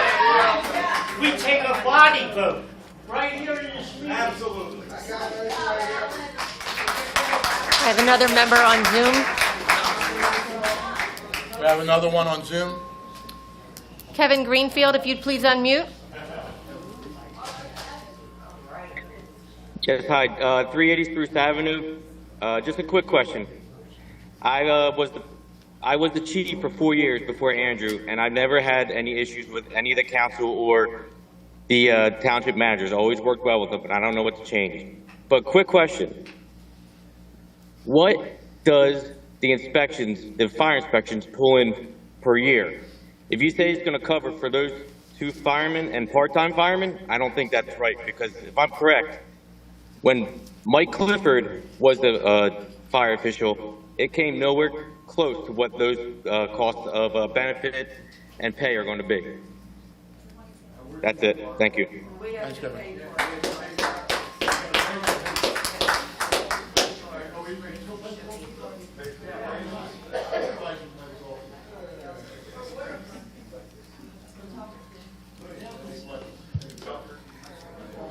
Anybody else? Anyone else from the public, please? I can say something. No one's going to answer that question? Joe, if you're still there, Kevin, hold on one second. Joe, would you?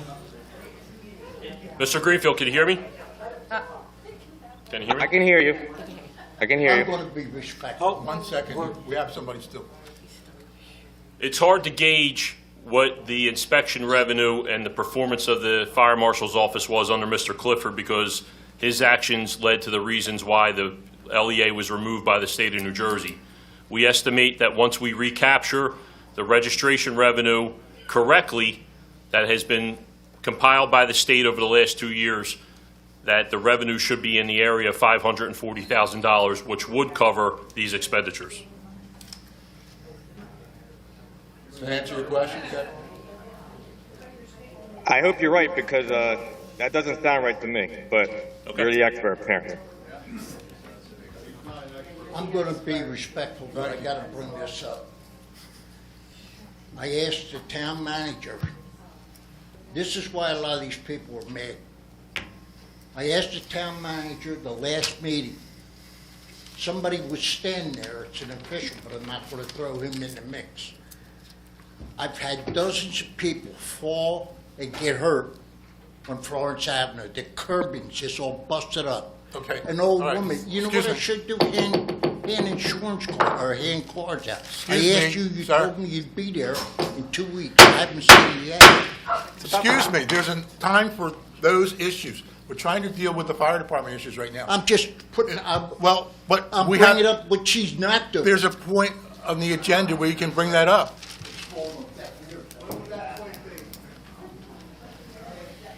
Is there anyone else that wants to talk about the ordinance for the fire department? I just want to clarify something. Columbo made the statement that Mike wasn't doing his job. And it's easy for you, these are all propagandists. You've made your mind up. You're going to vote this in tonight. We already know it, so I don't really care. You'll pay for it next year. But you're making a statement about a gentleman that's been in this township, and you're throwing him under the bus right now, and that's quite disturbing to me. The reason that man couldn't perform in his office is because those five wouldn't hire people. They wouldn't pay the money out. So you sit up there with your propaganda and your little facts and figures to try and crush this town. And the problem is those people right there. Because they didn't want to spend the money. And I'll get the people of this town to go back and look through the history of all of it. And we'll get the money. So watch what you say about the people that lived here and gave service. Because that was the most disrespectful thing I ever heard. And on top of it all, she was the one that got rid of Mike by bringing the state in here. And I'm sure that we'll get the emails on that. So watch what you say about the people of this town. Because you don't live here. And you shouldn't be here, and you know it. You got a lot of nerve. All right.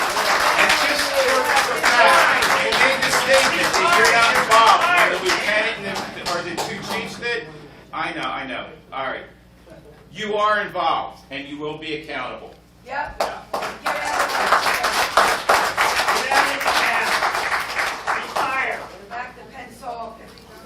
Hi, my name is Diane Painter. I live at 136 South Maple Avenue. So I have a question. You're talking about the revenue that's going to come in, and there's revenue you're going to use to pay off for a fireman. This revenue is going to come from where? You fining our businesses in town? Where is that revenue coming from? There's annual registration fees that every business and multiple dwelling pays in to the township. A portion of that goes to the state for what's called life hazard registrations, of which the township gets 65% back. Then there's a whole nother group of inspection revenue that comes in, and that revenue is directly paid to the township.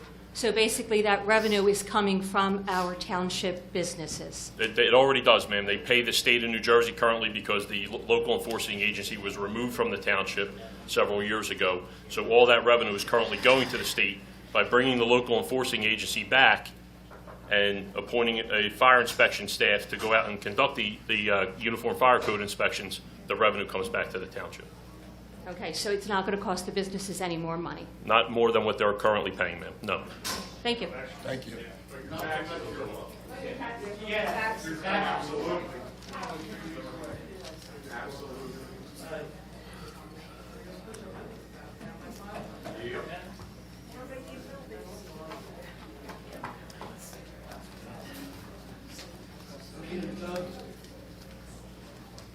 Ho, ho, ho, Santa Claus.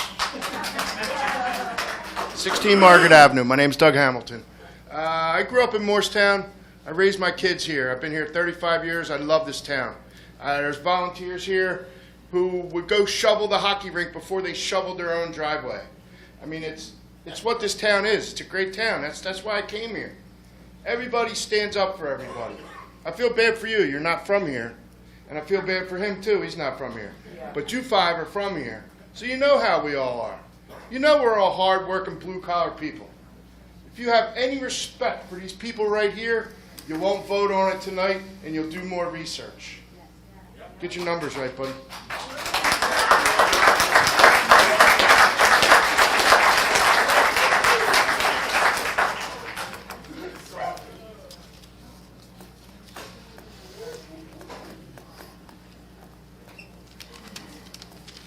I have one more. Another one, Zoom? Another on Zoom. Stephanie's iPhone, if you'd unmute yourself.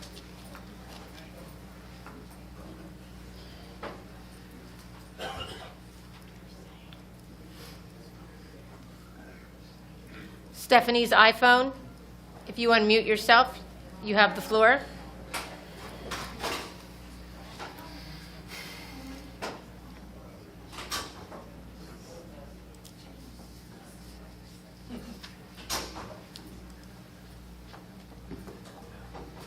Okay. Doesn't seem that she's able to unmute herself. No. Maybe she hit the button by mistake. Yeah.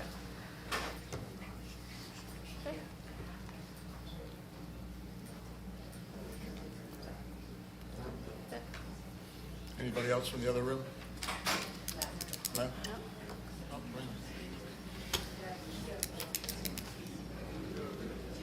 Hi, my name's Regina Capate, and I live at 18 West Woodlawn Avenue. I'm sorry. Go ahead. Again, I'm sorry. I don't think we caught it. My name's Regina Capate, and I live at 18 West Woodlawn Avenue. Thank you. I can't be the only one in this room or in this town that doesn't really understand what the hell is going on. I have friends in the fire department. I know people on council I'm not really that friends with. But what I don't understand as a resident of the town, why wasn't a fire district considered? If that seems to be what could be an answer, then have it. I'm just asking a question because I don't know. I want to be educated just as much as everybody else in this room. My parents don't come to meetings. They can't watch it on Zoom. It's not fair for everybody that can't get out, can't get on social media, and doesn't know what's going on. My suggestion was, instead of paying the money to do pamphlets for everybody for re-election campaigns, send out a little flyer and say, let's have a town meeting for everybody else to understand what is going on, why you guys are making the decision that you're making, why wasn't the fire district considered? I didn't even know what a fire district was until tonight. I think that somebody like me should be a little bit more informed. That's just my opinion. I mean, I don't understand. I want to know if was it considered, and if it was, why isn't it? Fire district has to go before a vote before the town. Okay, well, you're voting.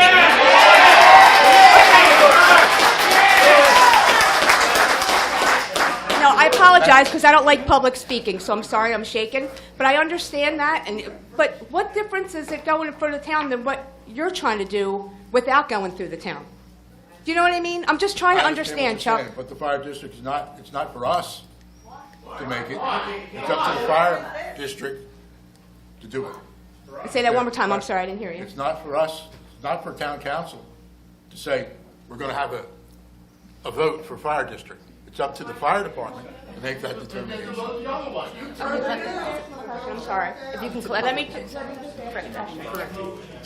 it's up to the voters. If Right. there's a percentage of voters that Right, get a but who's going to put referendum, that out? someone has to start the Right. Republican. Okay, so someone has to start the. Hold on. That's okay, I'm sorry. It's up to the voters, Jim. Okay, so if it's up to the voters, then how does one start it, like Ms. Fahey said? Like, I'm just trying to understand. So how does one start a petition for a fire district if that's the way it is? It's up to, someone starts, just what you said, a petition. It has to be signed by a percentage of voters within the town. Okay. And if that percentage is met, it's then on the vote. Okay, well, then can I just leave you with this? I'm sorry. I'm just want to leave with this then. If that's the case, then I'm asking as a taxpayer to see if... You don't have to ask. You just start the petition. Okay, well, no, this is what I'm asking council, because you're going to be voting tonight. If that's the case, why don't you just give everybody a chance, give them a chance to get their percentage, and then make your decision from there? Instead of maybe tabling whatever the issue, it's just a suggestion, because this town is actually divided, you know, and we all, I want to see everybody get along here. And I just wanted my questions answered. Thank you.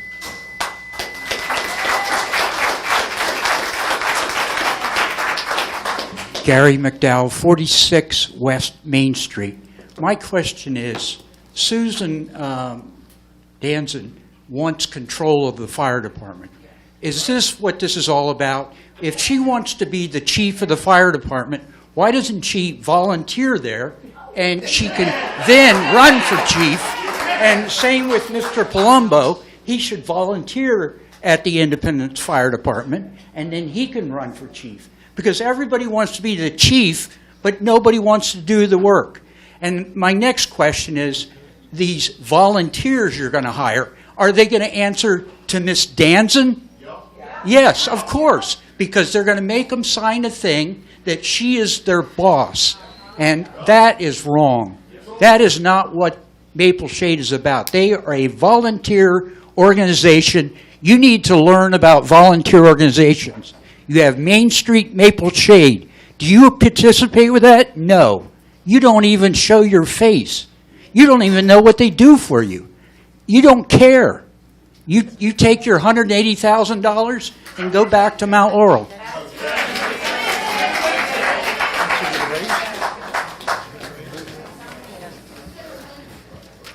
My name's Doug Anderson. I live at 23 South Coles. While I'm pretty unfamiliar, to be honest, with all the activities that are going on, and I wish I was more knowledgeable about it, I can't help but feel the disagreements in the room and the separation of the town. You know, I have friends up here. I have friends out here. You know, I was asked to come up and say something, and I declined because of the people I know up here. I'm afraid of my relationships up here.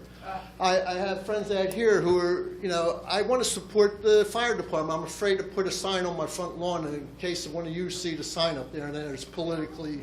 I'm just saying. You know, I'm just saying that it's, to me, it's bullshit. I'm not a political guy, but I will tell you this, that I think from what I heard tonight and on TV and what you're going to hear later on TV, is there a possibility that this can be tabled? I made a motion already. You can't make a motion. This has to go to the township vote. If there is I have the right to do that. Alan, you don't can't- have it. you can't make don't it- have it. I got to take this to the state. I'll take it to the state. You do that.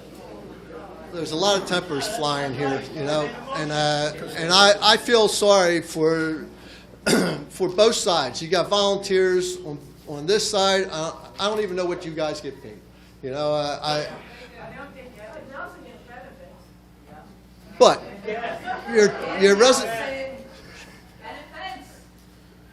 residents of this town, just like I am a shader through and through. You guys are too. If there is a possibility of tabling this, I would request and suggest that you entertain that. And that's all I got to say. Thank you.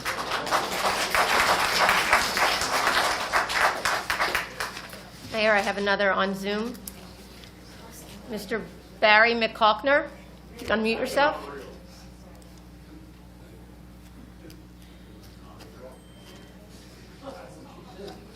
Barry McCalkner.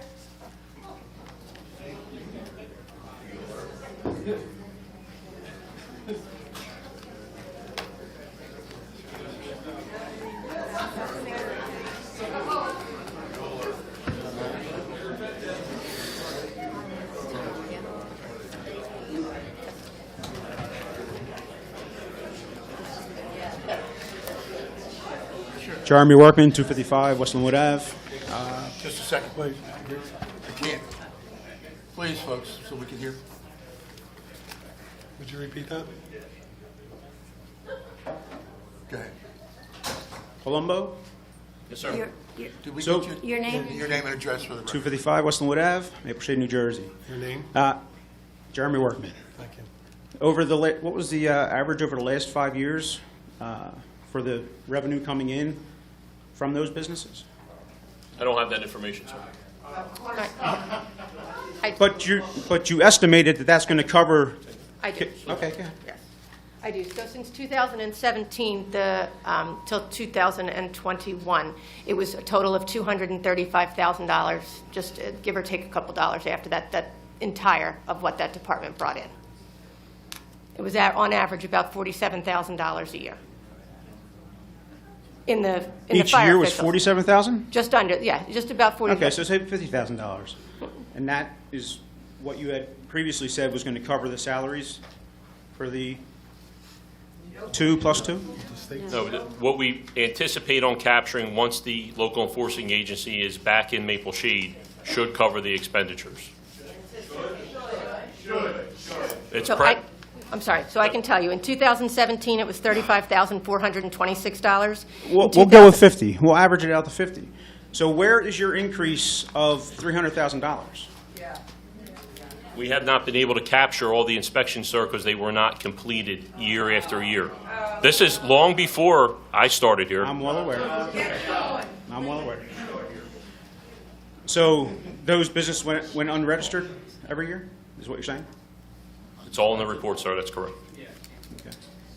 So 75% of the businesses were unregistered each year.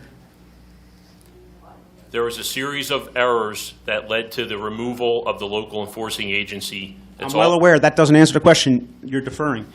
That 75% did not pay?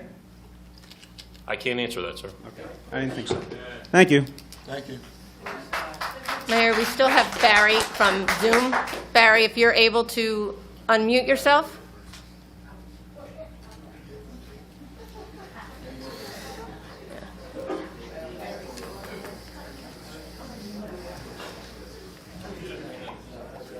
That's not a real name. No?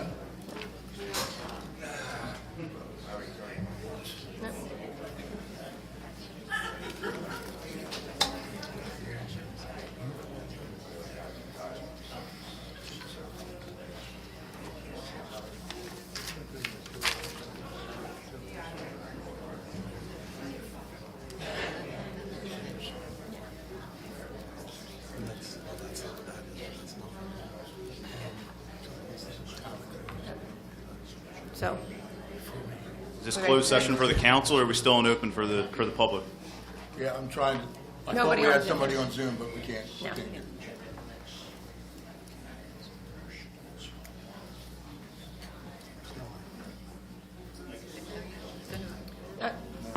if we were to take a quick recess?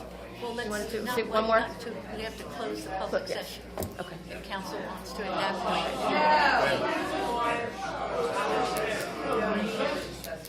No, they said they'll let point. me Is there go anyone else?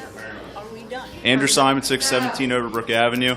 Just wanted to bring up another point after thinking about it. You said you have these incentives for your new volunteer fire department that you're prospecting to do, which includes stipend programs, money allotted to the members. So over the past 5 years, when we brought these programs up to you for our volunteer fire department, why were they never considered or put in place for us when we asked for tax breaks for members on property tax, when we asked for stipend programs for the men, when we put the daytime duty crew proposal together for you? Why did the 5 council never take any initiative to that, but now these incentives are going to be good enough for your new volunteer fire department? It doesn't add up to me. You didn't want it from us. You didn't want to give it to us, but now you're willing to give it to the new members of your department. I'm going to leave it at that. Thank you.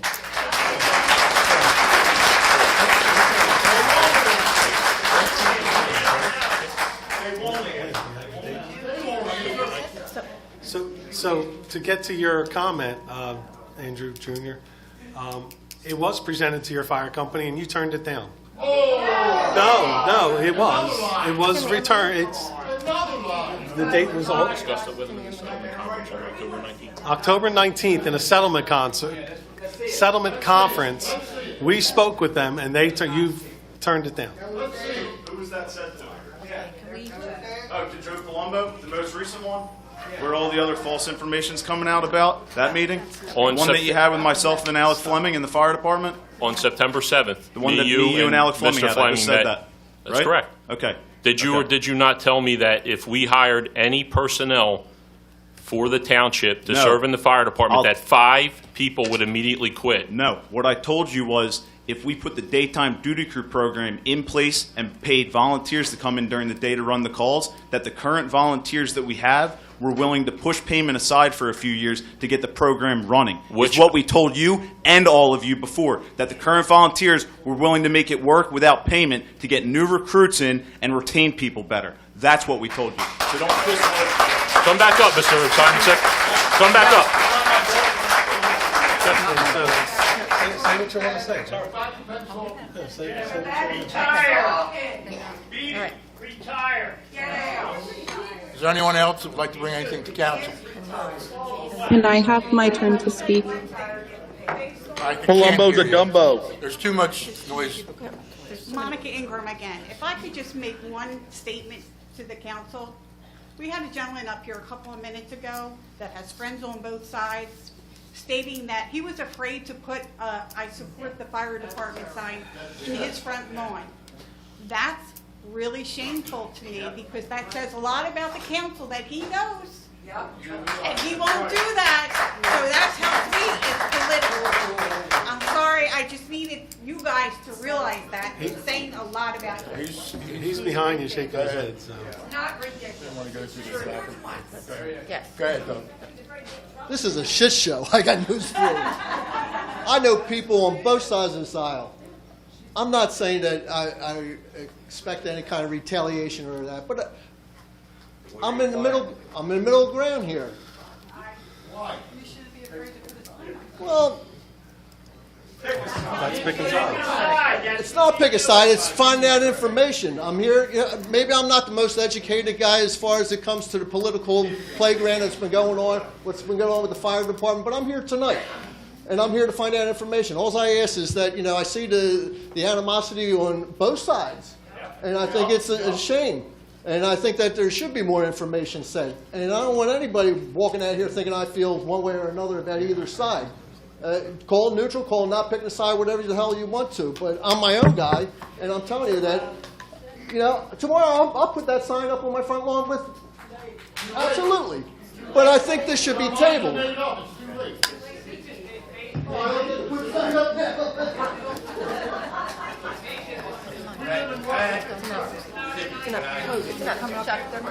Mayor, they're coming up twice.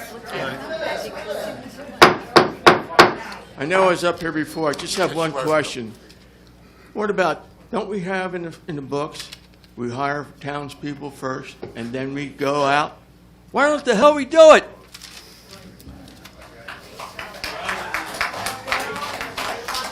Hi, my name is Joan Weiss, and I'm a proud member of the Ladies Auxiliary of Independent Fire Company. And a lot of people are asking, how did this all start?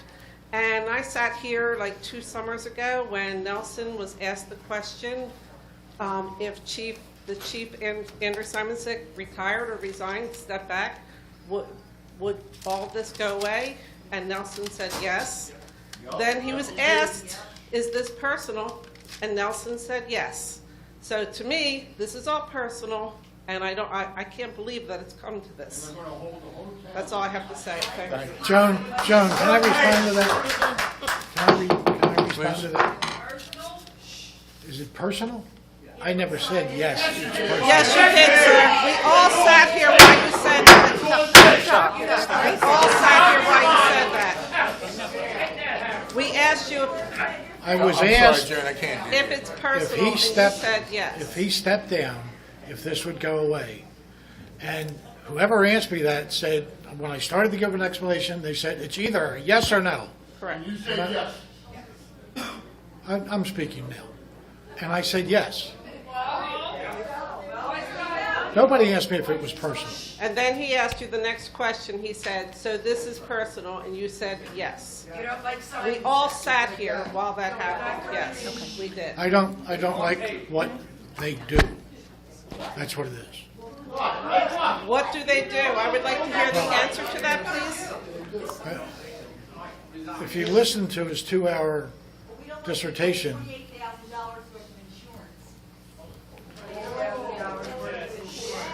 We don't like that either. Mayor, we're getting beyond the ordinance.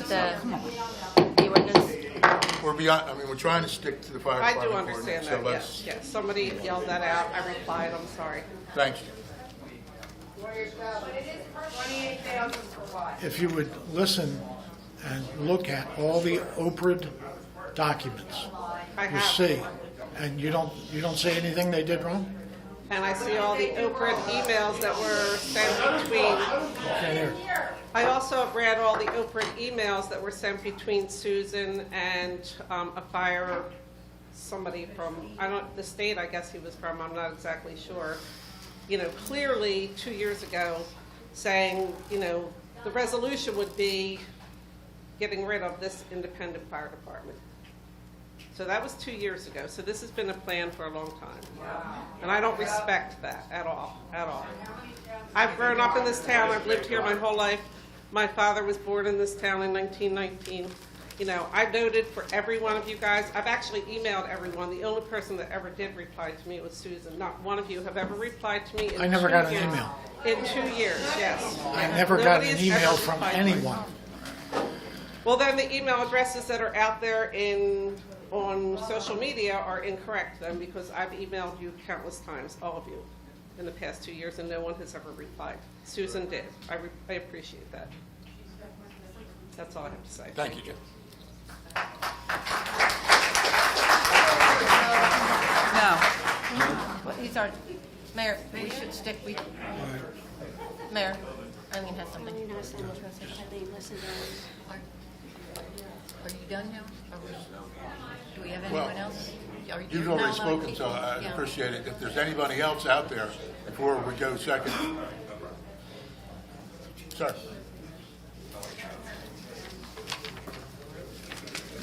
Yeah, my name is Ed Malone, 83 Westwood Crest. I'm a second-generation shader. Okay, a couple things bothered me that the council said about being surrounded by 4 towns that are going to respond to our fires. These are paid stations. So you mean we're getting them for free, that Cherry Hill's going to pay our bill for firefighters and not charge Maple Shade? This isn't mutual aid to first responders. Okay, mutual aid means we go to them and they come to us. We don't have a fire department to send to them. And how much did it cost us last year, 2 years ago, we shut the fire department down? What was the bill from the outside towns for fire protection? You're telling us it's going to cost us nothing. Resident Cherry Hill is going to say, bill me more, I'll send our fire trucks to Maple Shade, I'll pay more. That's not going to happen. I joined the fire department in 1975. I served under Chief McCalla, Chief Arthur, Chief Turp, Wise, Brasco, who's here, and McComas. I served as a fire commissioner for 8 years.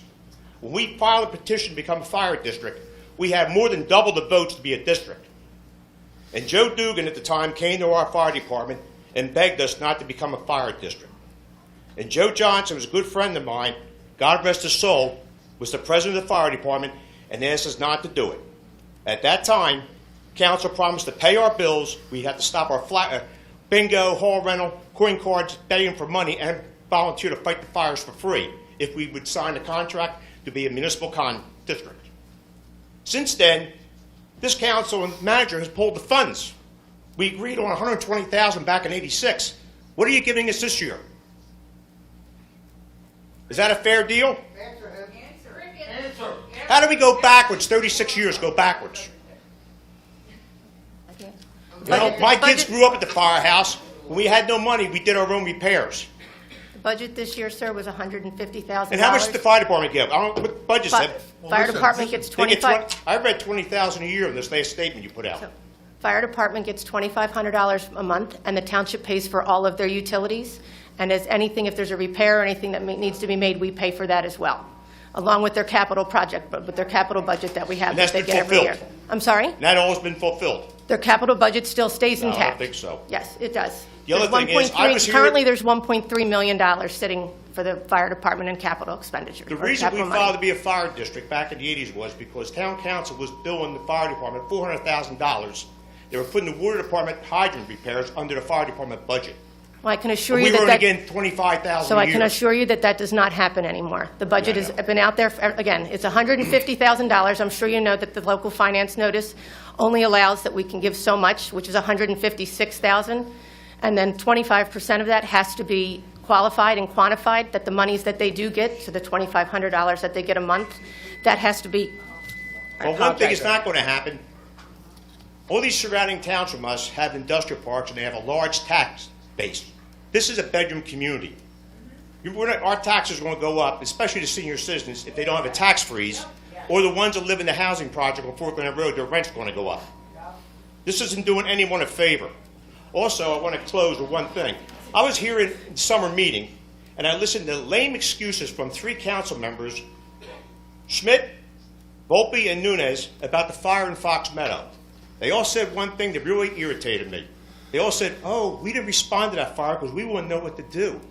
We don't know how to fight a fire. You know what you can do? You can go and support your firemen that are doing the job for free. Show some empathy for the people who experience a loss, not just show up when it's time for election and ask for the vote. That's what you could have done.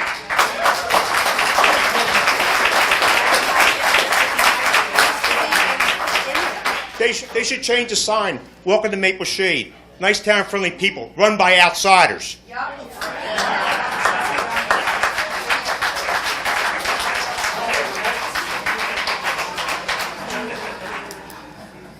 My name is John Rowley. I'm 61 West Center Avenue. And so for you guys or girls that live here in Maple Shade, have you ever experienced a fire in your home? Okay, I'll take that as a no. My daughter woke me up at 10 after 3 in the morning. My kitchen was on fire, an electrical fire. I sleep on the 2nd floor. Daddy, get up. The kitchen's on fire. When I opened my eyes, the smoke hit my throat. I was about to drop. All right? By the time I got out my front door, firemen were coming through it. At 20 after 3 in the morning.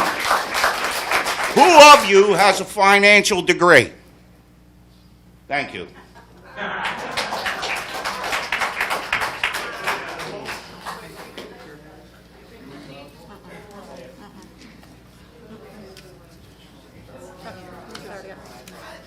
Craig McLaughlin, I have 75 Guilford Place, Burlington Township, New Jersey. Didn't you already come up? I have 2 questions. Well, I want to make sure there's nobody else that wants to speak before I... Is there anybody else that wants to speak? I'll be more than glad to present you. No, you can't give time. If there's No, anybody I was else... going to let them come up, because that's respect. I have respect. All right, so, number one, I have a question in reference to Joe Palumbo's magical, I'm going to hire 2 and hire 2 more. If you hire 2 people as fire inspectors for the town to bring revenue into the town, why do you have to get rid of the independent volunteer fire department? Why do you have to disgrace their name like that after 111 years of service? I know you destroyed Pennsauken's volunteer system, but why does it have to be that way? Why can't you meet in the middle? You want to hire 2 people to be inspectors in this town and bring revenue into this town, which is a good thing. We shouldn't have got rid of our fire investigator in the first place, but that's beside the point. However, can you answer that question? Imagine that, silence. We're not dissolving Okay, the but independent fire second company. question, you are dissolving it. We are not. The independent is its own entity that we have no control over. Good, I'm glad you brought that up. Have you told these taxpayers how you're going to pay for a new firehouse? Because that building belongs to the independent fire department, number one. They're the owners of it. Where are you going to house the trucks?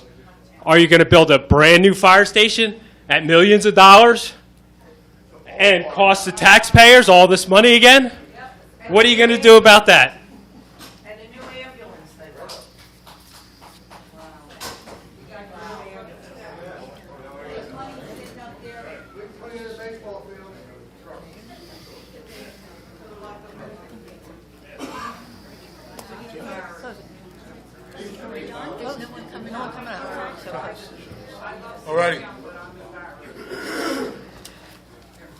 one else? Can I please speak? I figured out my microphone. Wait a Is minute. that Stephanie? Is that Stephanie? Yes. Yes, that's Stephanie's iPhone that's been waiting. Go ahead. She's on mute. Stephanie, you're on Okay, mute again. There we go. All right, thank you so much. I'm sorry, I've had to figure out my microphone. I have a couple questions. I feel like they're going to be geared more towards Mr. Palumbo. But the first question that was actually just brought up, is the building where the fire trucks are housed currently, is that a township building or is that truly the fire department's? It's owned by the independent fire company, The building is owned by the Okay. Independent Volunteer Fire Company. and the township leases a portion of the building at this time. Oh, okay, I understand. And then in terms of, Mr. Palumbo had mentioned earlier that the towns surrounding us would be, if this ordinance passes, they would be responding in for calls. Which towns exactly would be responding in? Cherry Hill, Mount Laurel, and Cinnaminson. Okay, so Pennsauken would not be responding in to calls of service, even I'm though sorry, they we could serve not hear water you. access? Does that mean Pennsauken, it will not be responding to calls of service in Maple Shade? Not unless it's a dispatch Despite structure sharing fire, ma'am. orders. But automatic aid will be shared equally by Cinnaminson, Mount Laurel, and Cherry Hill. Okay, so not all surrounding towns will be necessarily responding. Unfortunately, we're unable to hear. If you could just speak up, and if we could just get her question out so that we can hear it. If you could Is ask, this if you could ask it better? again. Go ahead. Okay. And for how long is this quote-unquote mutual aid agreement between those towns and us? Currently, ma'am, it's until January 2nd.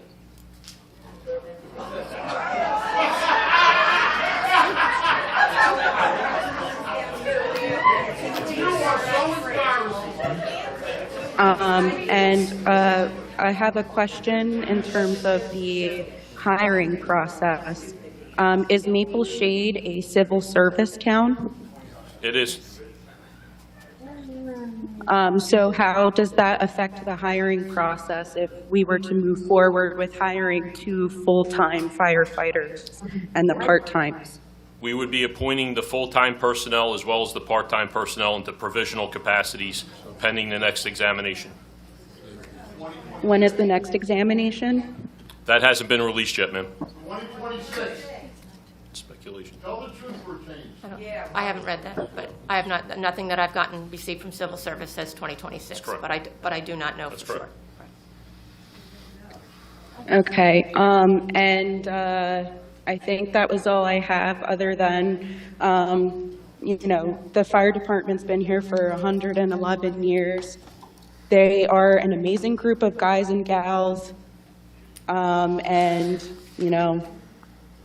I think it's a shame that, this is even a possibility, and I really think that you guys, the councilmen and women, should really table it for now until we have more answers.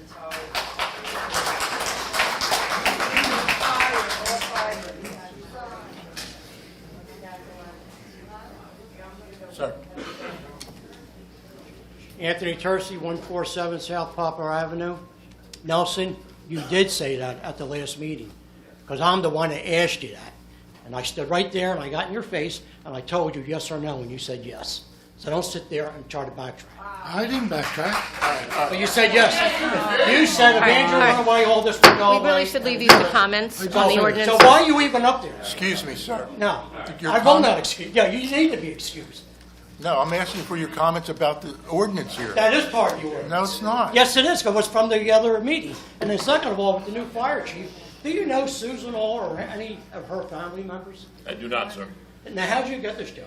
I applied. And you don't know her or anybody in her family? You're No, not sir. a friend like her husband's? Coincidentally, he works in Pennsauken, and you're from Once Pennsauken? again, sir, please, we're trying to discuss. This is This part of not. it. No, it is Yes, not. it is. It is not. Don't yes. It's our town, not yours. And guess what? It is my town 'cause I live here, too. Well, I got more seniority you do, because how long do you live here? 71 years. Yeah, my family's been here almost 100. Top that. All right, since we're done. All right, now, Thank you. you people need to get the hell in line and get rid of this nonsense. Why don't you put the fire district in? Because it benefits the town, you can't manipulate stuff, because it's under her control. It's not under her control.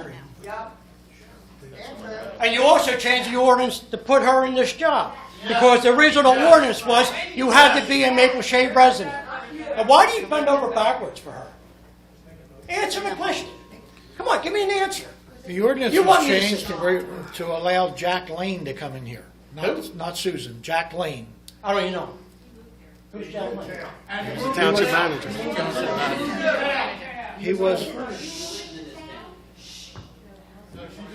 He was a township manager here. Yeah. And we hired him, and we changed the ordinance at that time because he lived in Pottstown or somewhere in Pennsylvania. And So why would you live in Pottstown and be a manager in Maple Shade? That's one hell of a drive. he applied. Then you fired him, I believe, right? You made him resign. I don't know, you know more about it than I do, No. apparently. Mayor, we're getting beyond the scope of the Again, ordinance. You know what? Come November, you're all gone. All right? Everybody, get rid of these bozos. You're a bunch of idiots. You know what? Mo, Larry, and Curly would do a better job than you, and that's insulting them three guys.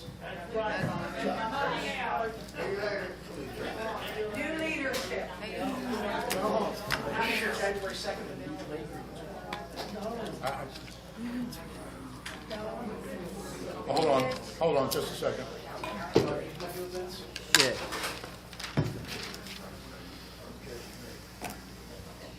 Ready? Go ahead, Vince.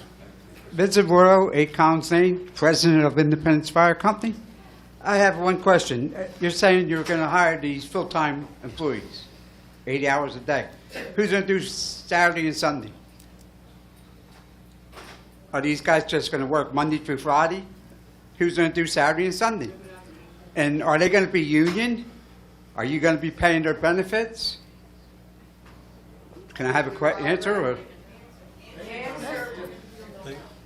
The staffing is going to be Monday to Friday, 8 to 4, and the second firefighter would work 4 to midnight.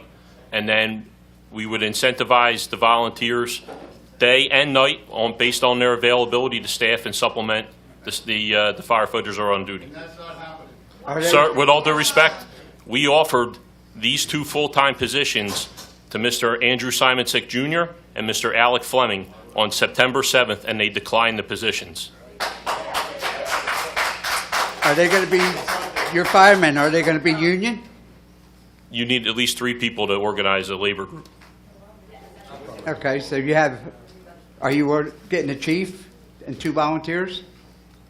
We were hoping to Or capture... 2 paid guys, I mean. Say it again, sir, I'm sorry. Are you going to have a chief, paid chief, and 2 paid firemen? We don't anticipate having to hire a paid chief, no.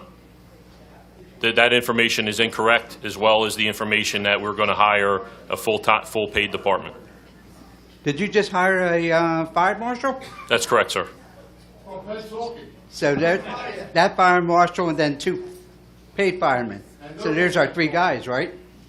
So couldn't they be union? The fire marshal is a part-time position, sir. It's not Okay. full-time.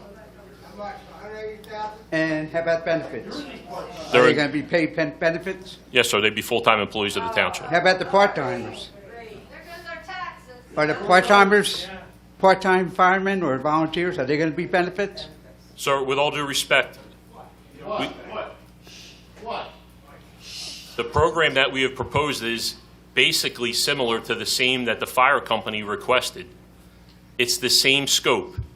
We offered it to the fire company on September 7th.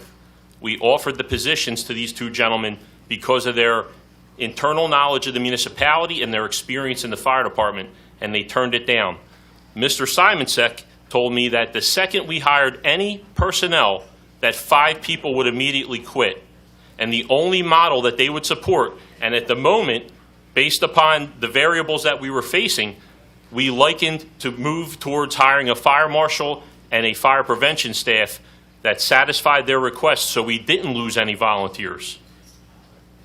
The hiring announcement that's going to be released is going to give preference to Maple Shade firefighters first, Maple Shade residents first and second, and then based upon the response, external applicants. Well, all this started because, Vince, time's up. all right, my time's up. Yes, thanks, Vince. All right.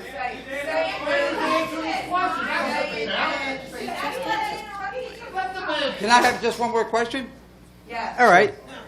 When this all started, everybody here said that our firemen were not capable. We weren't qualified.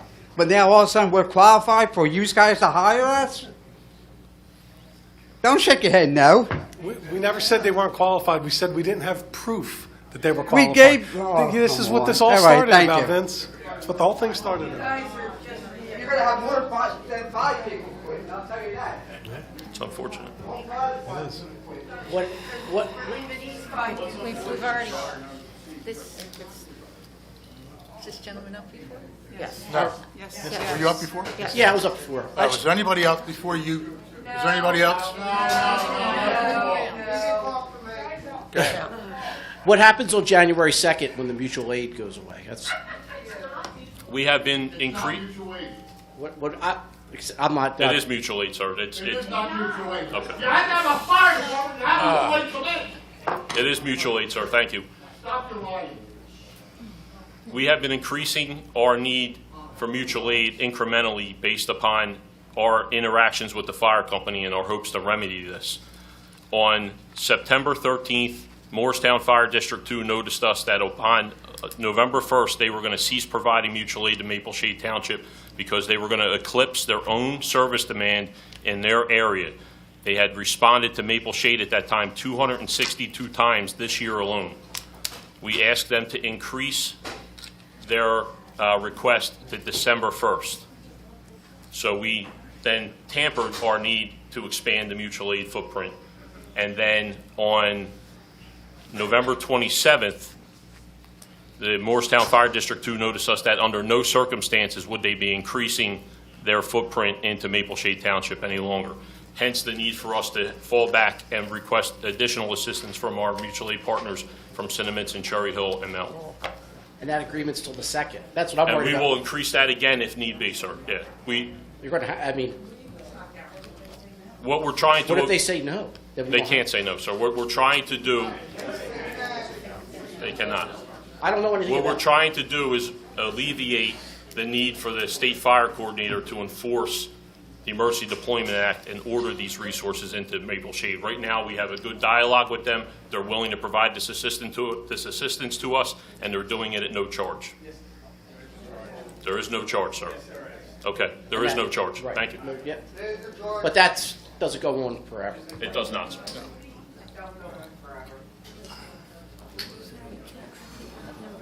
Ken, you've been here before. Yes. I obviously am not going to get my town hall, so I'm going to ask a question. Where are you going to put the firehouse? You don't have a firehouse. You have a bunch of fire trucks. Where are you putting it? There's zero open space. We know this because I've tried to get a garden for 10 years. Where are you going to build a firehouse? We never said we were going to build a fire. Where are you going to put the trucks? Where they are. Yeah, they're letting you rent now because they're being nice. But in a couple years, they're not going to do that. You need a firehouse that we're going to have to pay for. Where are you going to put it? Over my garden? Just want to be on record because I know it's going to go over my garden. That's it. Come on, Chuck. Shut down. Motion to close. Are you done? Yeah. Yeah, Deb, you've been here before. Give the lady her garden. But everybody, we can only go on for so much longer. I'm not going to lecture. I have a question. Yeah. Yeah. Come on. No, I'm sorry, Deb. Really? She Motion did. for closed. We asked her to leave. She got her 2 minutes, and we asked her to leave. 3 minutes. Motion closed. Motion to close the public portion. One question. The townspeople, they spoke again. We hear. We got to listen. Thank you. I have a Thank question. you. I have a question. I am. I want to know if you've been listening to everything that I've been listening to tonight. I'm just asking, yes or no? No, I'm asking them. Have you been listening? Have you been listening to the town? Yes, ma'am. I know you're not from Maple Shade. Have you been listening? Yes, ma'am. Okay. Have you, Mr. Nelson? I have. Okay. Have you, Steve? Absolutely. Chuck, have you? Claire? Yes. Okay. We don't know. Susan, have you? Yes. You've been here in the town. Has it made We hear the people that are a here. change in what you're thinking? Wait a minute, has it put a dent into what your thoughts are at all? Yes or no? Yes? Has it put a dent in what you've been told and what you're thinking? Has it done anything, Claire? I'm serious. Just a dent. I'm not asking you, Mass Attorney. I know you're not asking me. I'm asking Claire. I'm seeing you shake your head, Claire. What do you think? You've been in Maple Shade forever. People love you because you know why? Because you're honest and you care about our town. I do. Not like our bookends. I'm sorry, not you. Come on. That's not fair. That everyone that's up here cares about this town. I'm asking you, Claire. Claire, I'm not asking them yet. All right. Has it made a dent to you? Has it made a dent to you at all? Huh? I'm not going to engage with this right Okay, now. well, we're going to ask you in 1 minute, because the question's going to be coming up. Has anybody changed their mind at all tonight? With all that the town has spoken, from everything you know, that the town runs this town, not you guys. We've elected you to do what we want. We have spoken. I want to know, are you changing your mind at all? That's a no. A Ms. no? Sonic, your comment has been noted. Thank you. Oh, no, it was a question, ma'am. It wasn't a... Well, those are the questions. We're not going to answer. Because- You get our answer? We'll be... Not again. No. No. I'm going to rebuke what he said. No. No, I'm going to rebuke what he said. Brian. You are done. He sat here and lied about the companies coming in here. You get a third chance? Come on. It's just a simple question for Joe. No. He just sat here and lied to you about who's coming in. Because when there's a fire in Willingboro, and Cinnaminson and Mount Laurel respond to Willingboro, who's going to be coming into this There are count? no more comments. You've shut everyone No, else down. we're done. We're done. I got you, bro. We're done. You need a motion to close. All right. Can I have a motion to close the public portion? No, Chuck. Don't hide. I have a motion to close the public portion. So made. Second. And there, Dumbo Palumbo. Are there any comments on Snoozing this? Susan. Don't have a fire in the middle of the night, we won't have coverage. you've had 4 times, please. You have a Rob. motion? Yes, I do. Mayor, you have a motion I and have a second. motion and a second. Are there any comments on that motion? Okay, so the motion to close the public session? All in favor? All in favor? Aye. Okay. Mayor, does council wish to recess before taking its vote? Palumbo is a Dumbo. I would like to make a motion to recess. There's a motion pending to recess. I have a motion pending to recess. And return to closed Who session. made? Me. Do I have a second? We can't leave the room here. I don't. We can't leave the room. No? No, No? Okay. Is this against the sunshine law? I don't see a second. Okay. All right. So then we'll move on to the motion to adopt.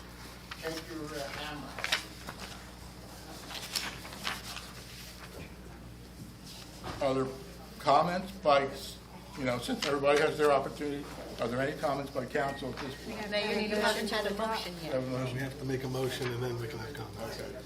So I would make the motion to adopt. Okay, do I have a second? Second. I have a second. Comments? Is this against the sunshine law? No. No. Yeah, they need to mute. They don't know what that is. Yep, I did. She's doing a comment. I don't know. Yeah, no, I don't know where we want to start. We have a motion and a second to adopt. Right, so now it's comment. Now it's comments. I would suggest roll call. You better not take away our athletic field for a firehouse.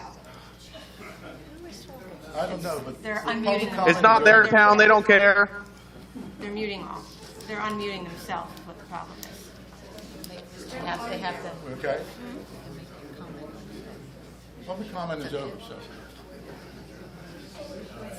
Comments by council. Claire said she would Make start. your comment. No, we're on the comment section. Yes. Right. Okay. You want to go So I first? would like to say something. Okay.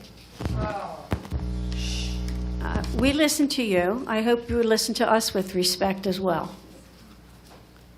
We have been trying for over 3 years to get an agreement with the fire company.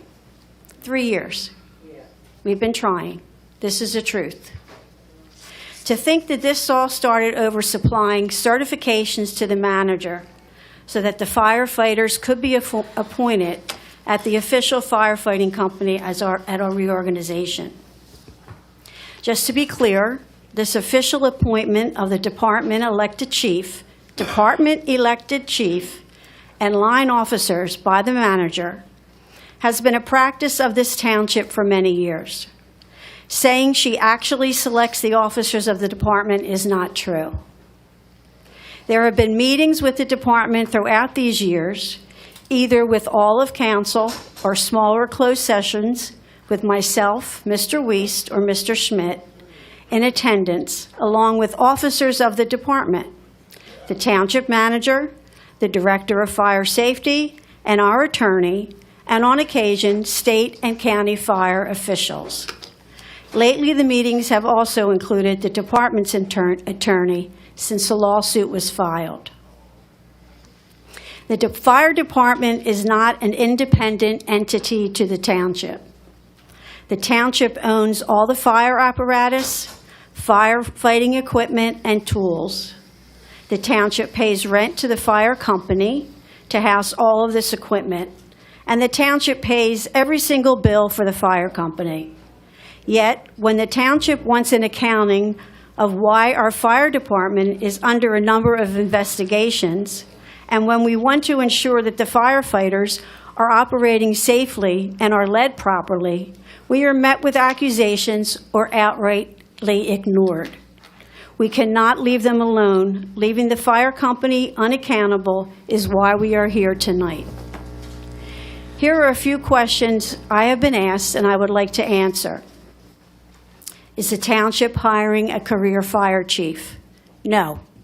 The township intends to continue to operate using primarily volunteer personnel, and that includes the future appointment of a fire chief. This topic has been generated as part of the disinformation campaign led by the fire company. Is the township hiring a full-time fire department? No. The council clearly understands the financial impact that this would have on our municipal budget. And this topic, too, has been generated as part of the disinformation campaign led by the fire company. Why can't the township use our own volunteers to staff the fire department? We can, and we have communicated this to the fire company on numerous occasions, and yet here we are. The fire company has misinformed the residents as part of the information that they have communicated. It has always been, and continues to be, the council's petition to modify the way our volunteers participate. We want to legally compensate our volunteers to staff the fire department. We want to provide our own firefighters with the incentives they deserve to continue to serve and provide Maple Shade with a proud and compliant fire department. However, time and time again, our requests are ignored, unanswered, and met with accusations. Why do we need full-time firefighters? Because our volunteers are suffering from depleted ranks and are not always available. This is not a new problem, and it is a problem that every community around us faces or has faced. We offered these 2 new positions to 2 members of the fire company and were turned down. In fact, when we offered the 2 volunteers these positions, we were met with a threat that if we hired the firefighters, that multiple volunteers would quit in response to this step. We offered our own people these opportunities, and they said no. We are accused of hating the fire department. That is absolutely false. We all value the men and women of the department and are thankful for their service. Because of their value, we need to ensure that our department will last for another 100 years. We need to professionalize our fire department, but that does not mean hiring a full department. Professionalization means to have a fire department that is compliant, safe, and called upon by other fire departments so that we can pay back our debt to them for helping Maple Shade. Many generations of men and women have served the fire department in Maple Shade with great honor, and it is our responsibility to honor them by having the best department that we can have. That is our only goal. Thank you, Councilman. Councilman Weiss? Sure. I think we're beyond good evening, everyone. As elected officials, it's our duty to represent, serve, and protect all the citizens of our town. I'd like to take a moment to give a brief statement as to how we are where we are today. Susan Danson started working as Township Manager for Maple Shade in August of 19. In early 2020, Susan Danson made numerous attempts to communicate with Chief Simon Seck regarding annual appointments, budgetary questions, and fire officer credentials. She was met with little to no response on several occasions. I also received a video and email of several scantily dressed young individuals running on the snow-covered roof of the fire department. The email asked if I... You hope farts, dude. You're a fart offer. Out.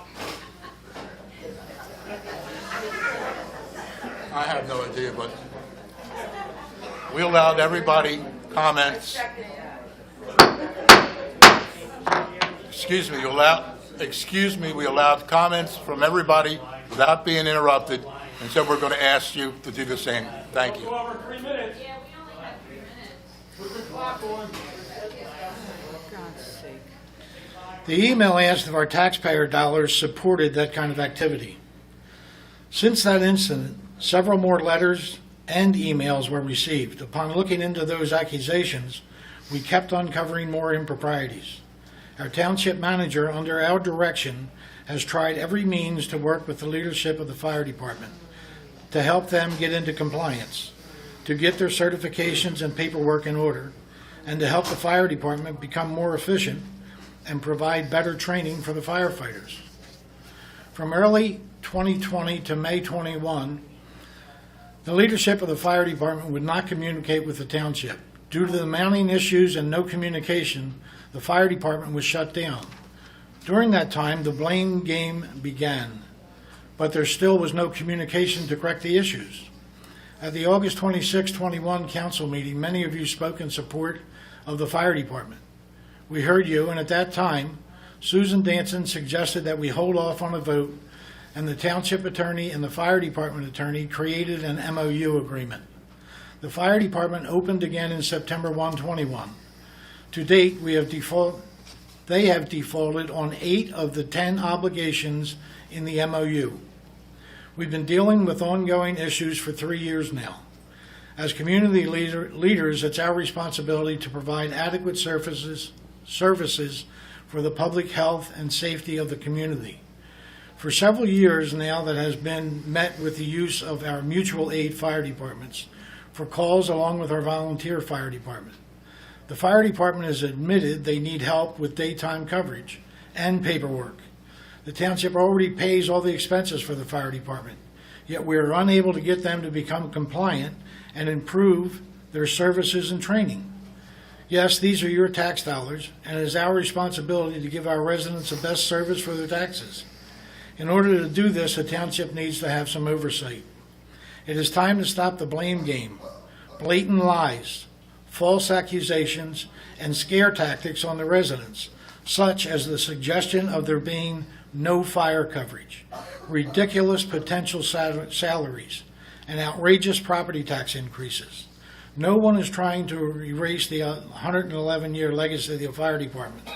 Absolutely not. All the volunteers are valued, and we hope they will come together with us and make the improvements needed to serve and protect for another 111 years. Due to the nature of many of the fire department issues, and some being of personal issues, the township is not able to blast information on social media and to several lawsuits. There are many things that we are not at liberty to discuss. If you stop and think about the information that has been opened and released, can you really say this is a conspiracy? Is the township, the state, the complaints that have been received all wrong? It's our duty to you to take the necessary steps to correct the ongoing issues at hand. Every one of us love this town, its residents, all of our volunteers, and we most certainly appreciate and treasure the men and women who have served over the years with the volunteer fire department. No one up here has a vendetta. Our only mission is to make Maple Shade the best town it can be and serve and protect our residents and businesses. I realize our statements cannot provide you all the information we'd like to, but I invite you to come up to the township and ask to see the evidence that will show how we've come to this. We are all available to you. Our contact information is on the township website. Susan Danson has exhibited great leadership to Maple Shade Township, not only by inspiring and guiding the township employees, but also holding everyone accountable. She sets clear expectations and helps provides. We're getting off course for 3 minutes. You're off course. We only get 3, you get 10. I'm a lifelong resident of Maple Shade, and never have I seen our community so divided.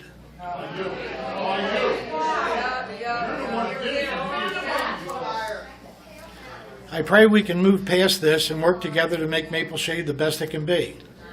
As a veteran, I understand and support your freedom of speech and your right to vote. I strongly encourage all of you to become more active with the township and come to the council meetings or view them on YouTube. Township business is conducted every day. Your vote is important, so please don't wait until the last minute to get involved.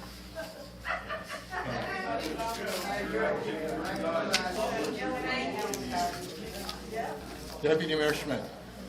All right, I have notes all over the place, so if I bounce around, I apologize. I guess I'll start with, I was asked a question, or a comment was made that, why is there a rush? It's been 3 years. There is no rush.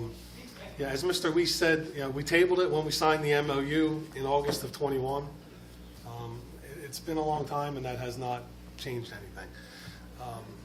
This action is not something we as a council want to do. It's something we have to do. It's a matter of public safety for our residents.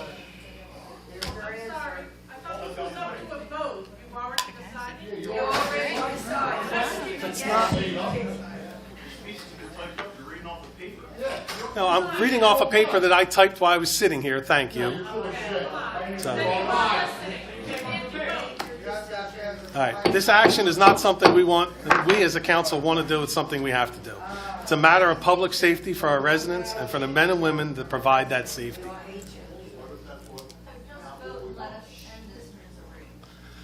The independent fire company is in desperate need of responsible leadership.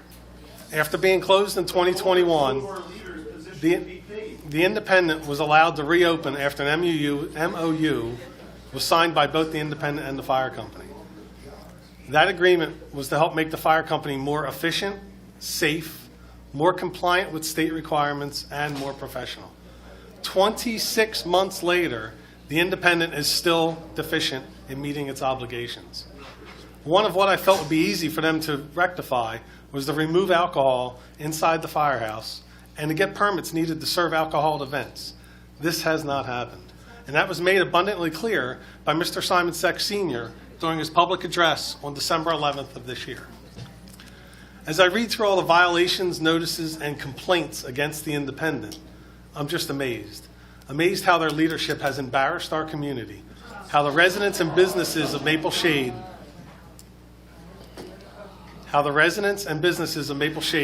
have had their safety put in jeopardy, bewildered how through false statements, threats, and harassment, our surrounding community fire departments are being subject to unfair treatment for doing what they are needed to do by the residents of Maple Shade. They are needed to help cover our calls and to respond to emergencies in our town because, as the Independent has told us, they don't have the staffing to respond 24/7. And as for their valiant efforts, the other departments get harassed and threatened by the leaders of the Independent. We as a town need these other departments because the Independent, I apologize for that.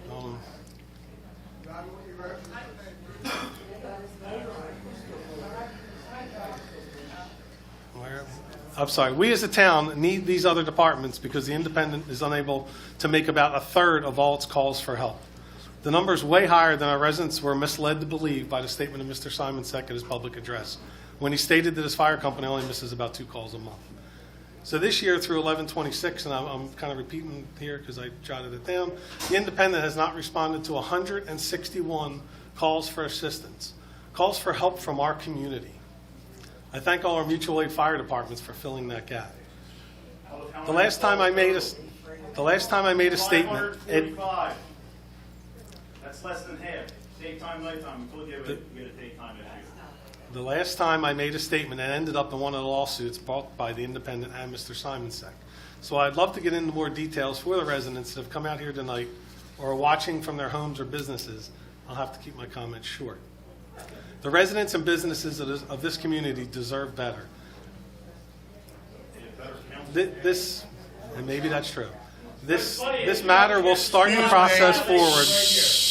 Excuse me. That you never took action against. We listened to all of you. We didn't interrupt any of you, so please. Yes. This matter will start the process forward, making it possible to stand up a reliable, efficient, safe, and responsible fire department for our residents, businesses, taxpayers, and first responders.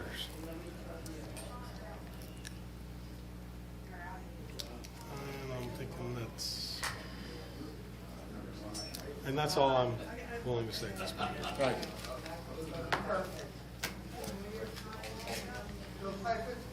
As the last person to speak here, I was going to bring a lot of facts up, discuss them. However, I realized that facts are then twisted or turned to anybody's favor. So I'm not going to bring up any facts in regarding to the thing. There are no alternative facts. The facts are the facts. I just want to share one thing. This has become so personal and has split the township quite bad. There has been a lot of false information put out, and I want to share one example of this. I am a member of Maple Shade Rotary. I had a Rotary member come up to me several weeks ago and said, Chuck, why are you hiring 27 people, lieutenants, captains, and a chief, paid? Excuse me, I didn't interrupt you, please. That Rotary member, I said to him, that Rotary member is a member of this town. He has a business in this town for 46 years. He hires many Maple Shade residents. I said to him, I'm sorry that you got wrong information. If you would be so kind as to go back to the person that gave you this information and tell him that if he really wants to find out what's going on, please come to the town. And that's just what I wanted to share with you. So that's the end of my comments.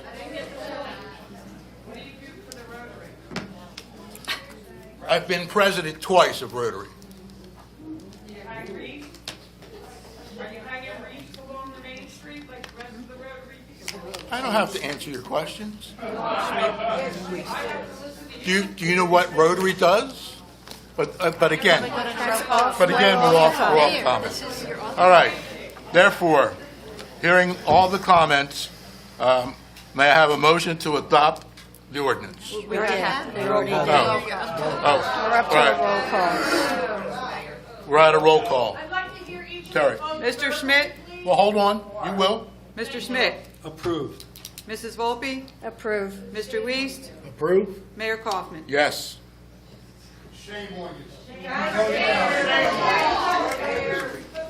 Thank you. Fucking years, my father dedicated his service to this fucking town. It's fucking ridiculous. Here you go. Take the fucking paper, you fucking scumbags. Fucking thank you. I'll leave you.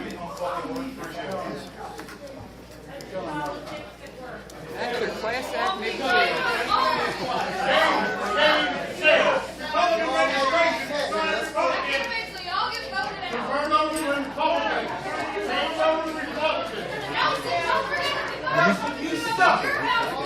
Yeah. Doug, thanks for your comments. I hope you all enjoy sitting up there, because come voting time, you're all gone. Thank you. I've lived here all my life, 63 years. 71. 69.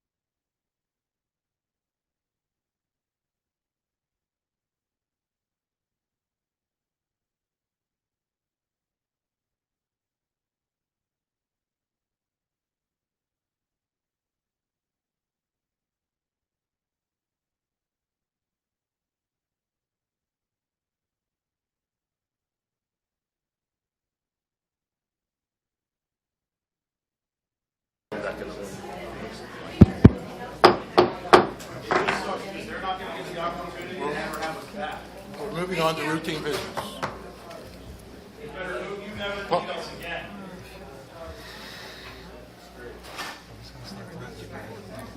Throw his page right, and let your man know.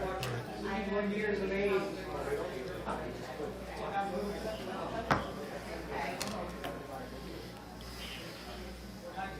The consent agenda. Consent? There is a public portion. Right. I'm going to get to Thank that. you. The consent agenda, which runs from Resolution 2023 through Resolution 206. Yes, I know. No, R207. R207 through 212 is open for public comment on the consent agenda. Seen anybody in the public that would like to address anything on the consent agenda, please come forward at this point.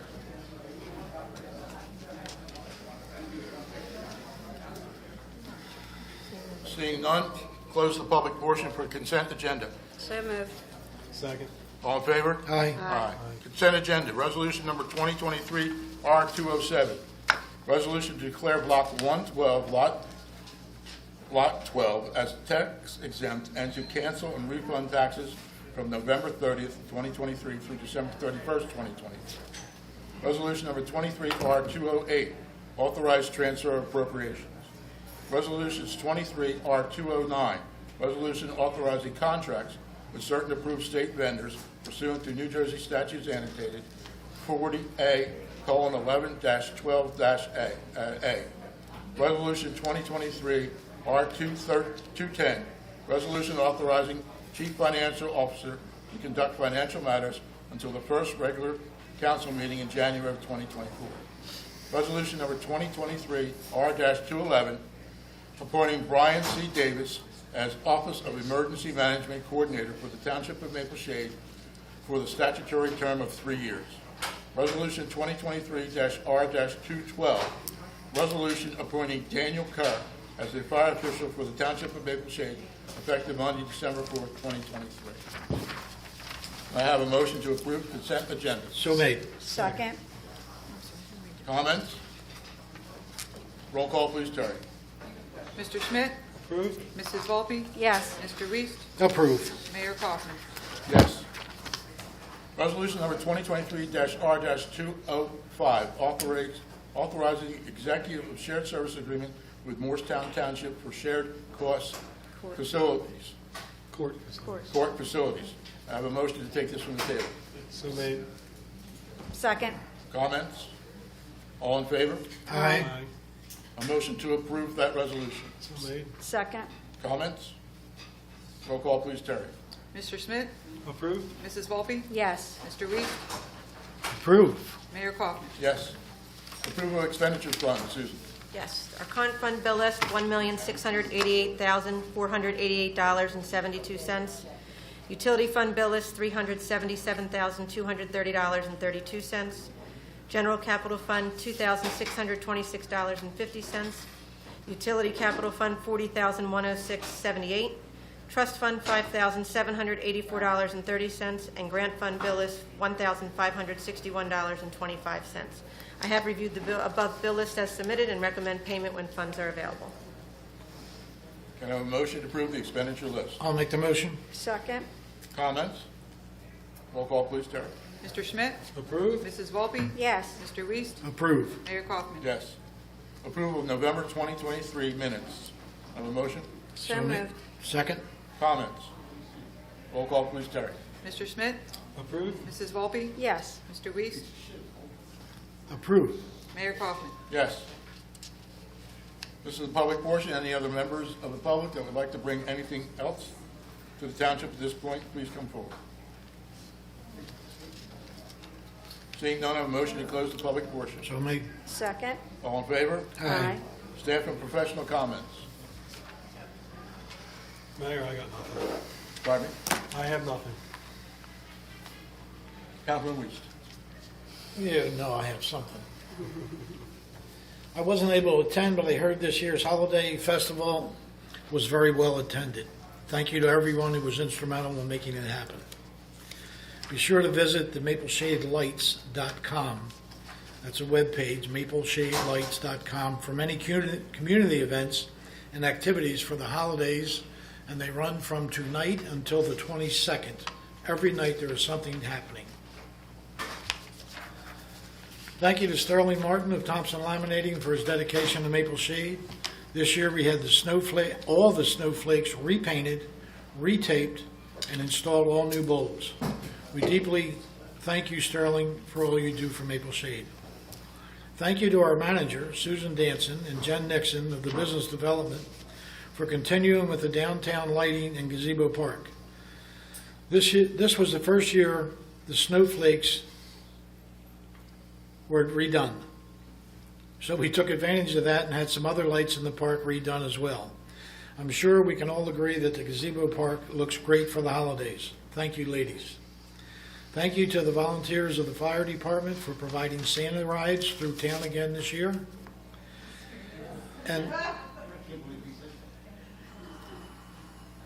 But I did say it. Lastly, our condolences to the Smith family on the loss of their mother, Barbara Smith, who passed away on December 3rd. Barbara was a long-standing member of the Independent Fire Company, Ladies Auxiliary, and New Jersey State Fire Ladies Auxiliary. Her commitment and service to the community over the years was a perfect example of her selflessness. Our thoughts and prayers go out to her family and friends. That's it for me, Mayor. Okay, thank you. Councilwoman Volpe. I'd also like to send condolences to the Smith family. Barbara was also a vital part of the PTA. And in fact, once her children had graduated, she did have a grandchild that she went back to serving the PTA with. So she was a special lady, and she was always a lot of fun. I'd also like to send happy holidays to everyone, no matter what holiday you celebrate. There are many out there. So have a wonderful holiday season and a happy new year. Thank you. Deputy Mayor Schmidt, anything? No,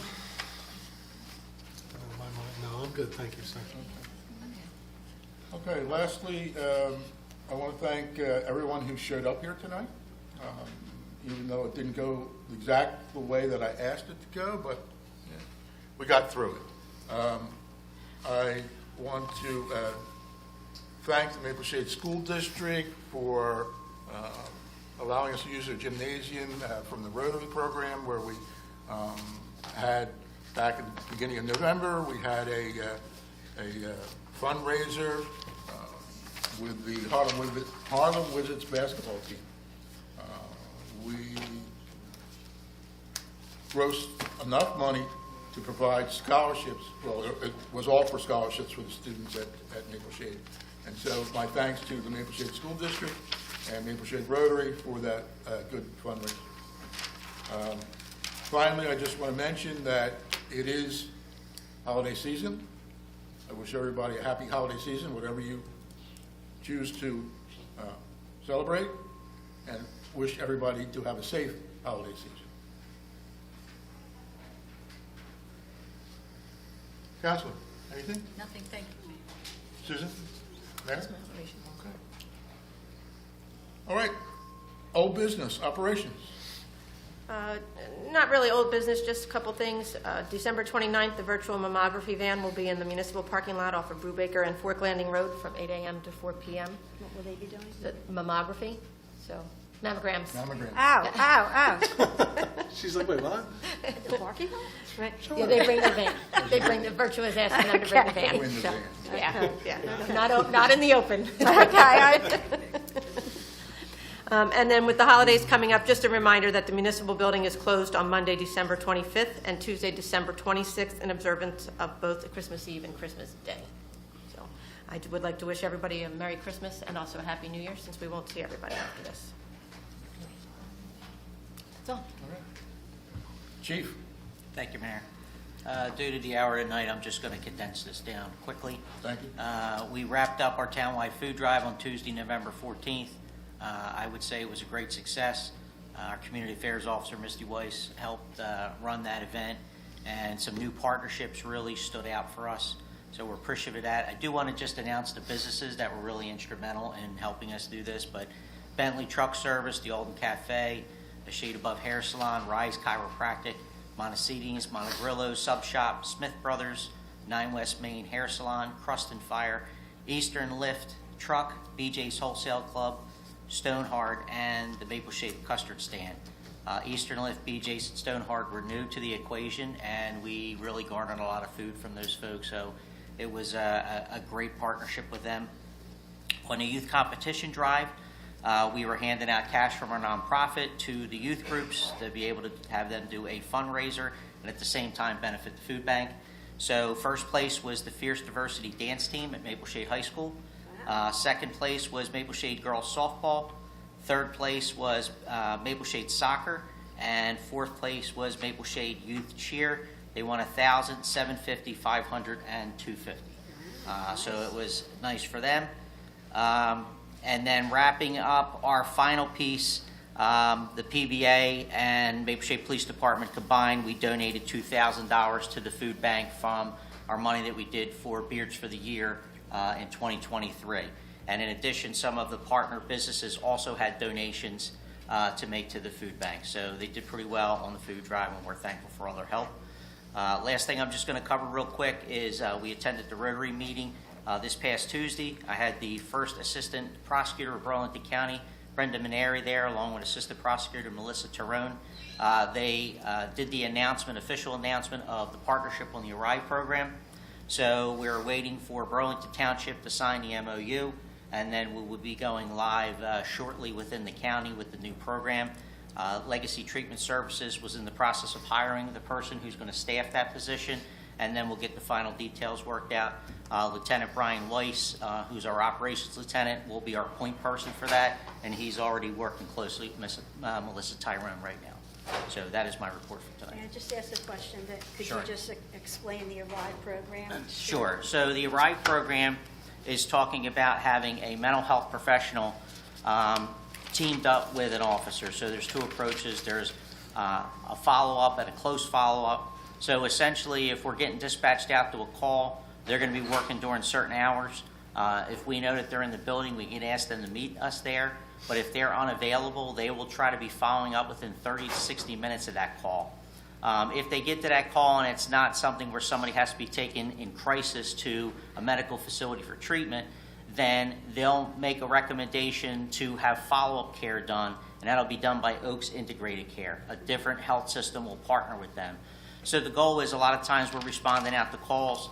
We see folks who are struggling or maybe at the beginning stages of having some type of mental health episode. Well, now we're going to be able to actively have Oaks come back and follow up with them.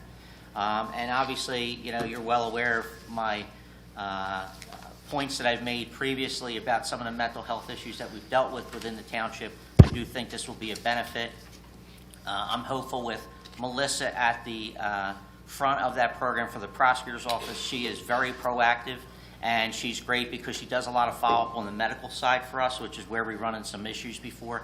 So she's kind of troubleshooting a lot of that stuff, so I think it'll be very helpful. Is this a pilot program, or is this an actual? So this is a pilot program in New And of course, they're Jersey. using Maple Shade Police Department. Yes, because- the Attorney General's office tapped Burlington County up next. Burlington County tapped Maple Shade because they're aware we were doing some other pilot work in the mental health area and asked us if we would stand the program up, so we agreed to do that with them. So that program's going to continue to develop and grow as we move into it, but this is at least the first part of what the program will be when we stand it up within the next few weeks. And that's a very good testament to you, the officers of the department, that the county would reach out and use Maple Shade for this program. So thank you all very much. Thank you. I noticed the accredited stickers on the vehicles. They look very nice. Yes, thank you. Yeah, the state chiefs, once you get accredited, they offer those up. We took advantage of that, and we have proudly put them on all the vehicles. I do want to mention the rationale for having that program announced at Rotary. I'm not going where you think I'm going. Okay. Rotary international mission this year is mental health.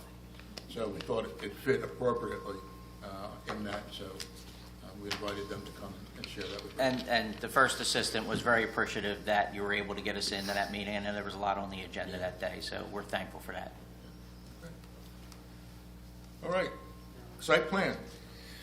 Yeah, one of the two applications was a developer who builds storage facilities, and the old Sipperstein's building on Route 73 South, just past Route 38, has been vacant for several years. And they made a proposal. They didn't bring any plans in. They just wanted to know if Maple Shade would be interested in putting a 3-story, air-conditioned, climate-controlled, small unit self-storage there. And we told them we might be more interested if we saw some plans, what the building might look like. We told them what we would be looking for there as far as aesthetics. We didn't want it to look like an industrial park kind of building. And they said they understood all that, and they would probably be back in February or March to make a presentation. The second site plan application, I didn't bring my notes with me, and I forget what it was. So I'll report on it later. All right, thank you. Planning and zoning boards. Susan, did you want to mention something about that? Yes, we have, I spoke with Deputy Mayor Schmidt earlier this week about the appointments. We do have some vacancies on the boards, so we will need to make some decisions. I know he was going to reach out just to see who was still interested. So, did you? I have most. I'm still 3 people short. Okay. All right, so in the Just next haven't couple gotten of weeks, responses. we're going to need to, We're the gonna next, do it yeah, by- the next week. Are 2 weeks. Have there been any applications? None. None. Oh, we have to make that decision by reorg? Is that what you said? Yeah, So reorg. that they get appointed New Year's? Yes. Okay. So we'll need to at They least, get appointed at their board meetings. At the board, right, we recommend, Yeah, it, right, they right, recommend, right, but at right, the board right, they meeting, get it. correct. No, we do. So we do No, have, we We do, do we do, we do. resolutions at reorg. Yeah. We do the resolutions at And they reorg. get sworn in at the board meeting. They get sworn in. Right, so, but this year it'll be planning and zoning, because we haven't made the decision. Right, Yes. right, right. yes, so we need to fill, I know the planning board is the board that is the one that's very light, so we need to make sure, that's where we're missing some applicants, we need But volunteers. zoning is all right. Zoning And seems to be everyone okay so because far we had has- Zoning has one alternate missing right now, One alternate. one alternate missing, Right. right, and everybody else, I believe. Yes.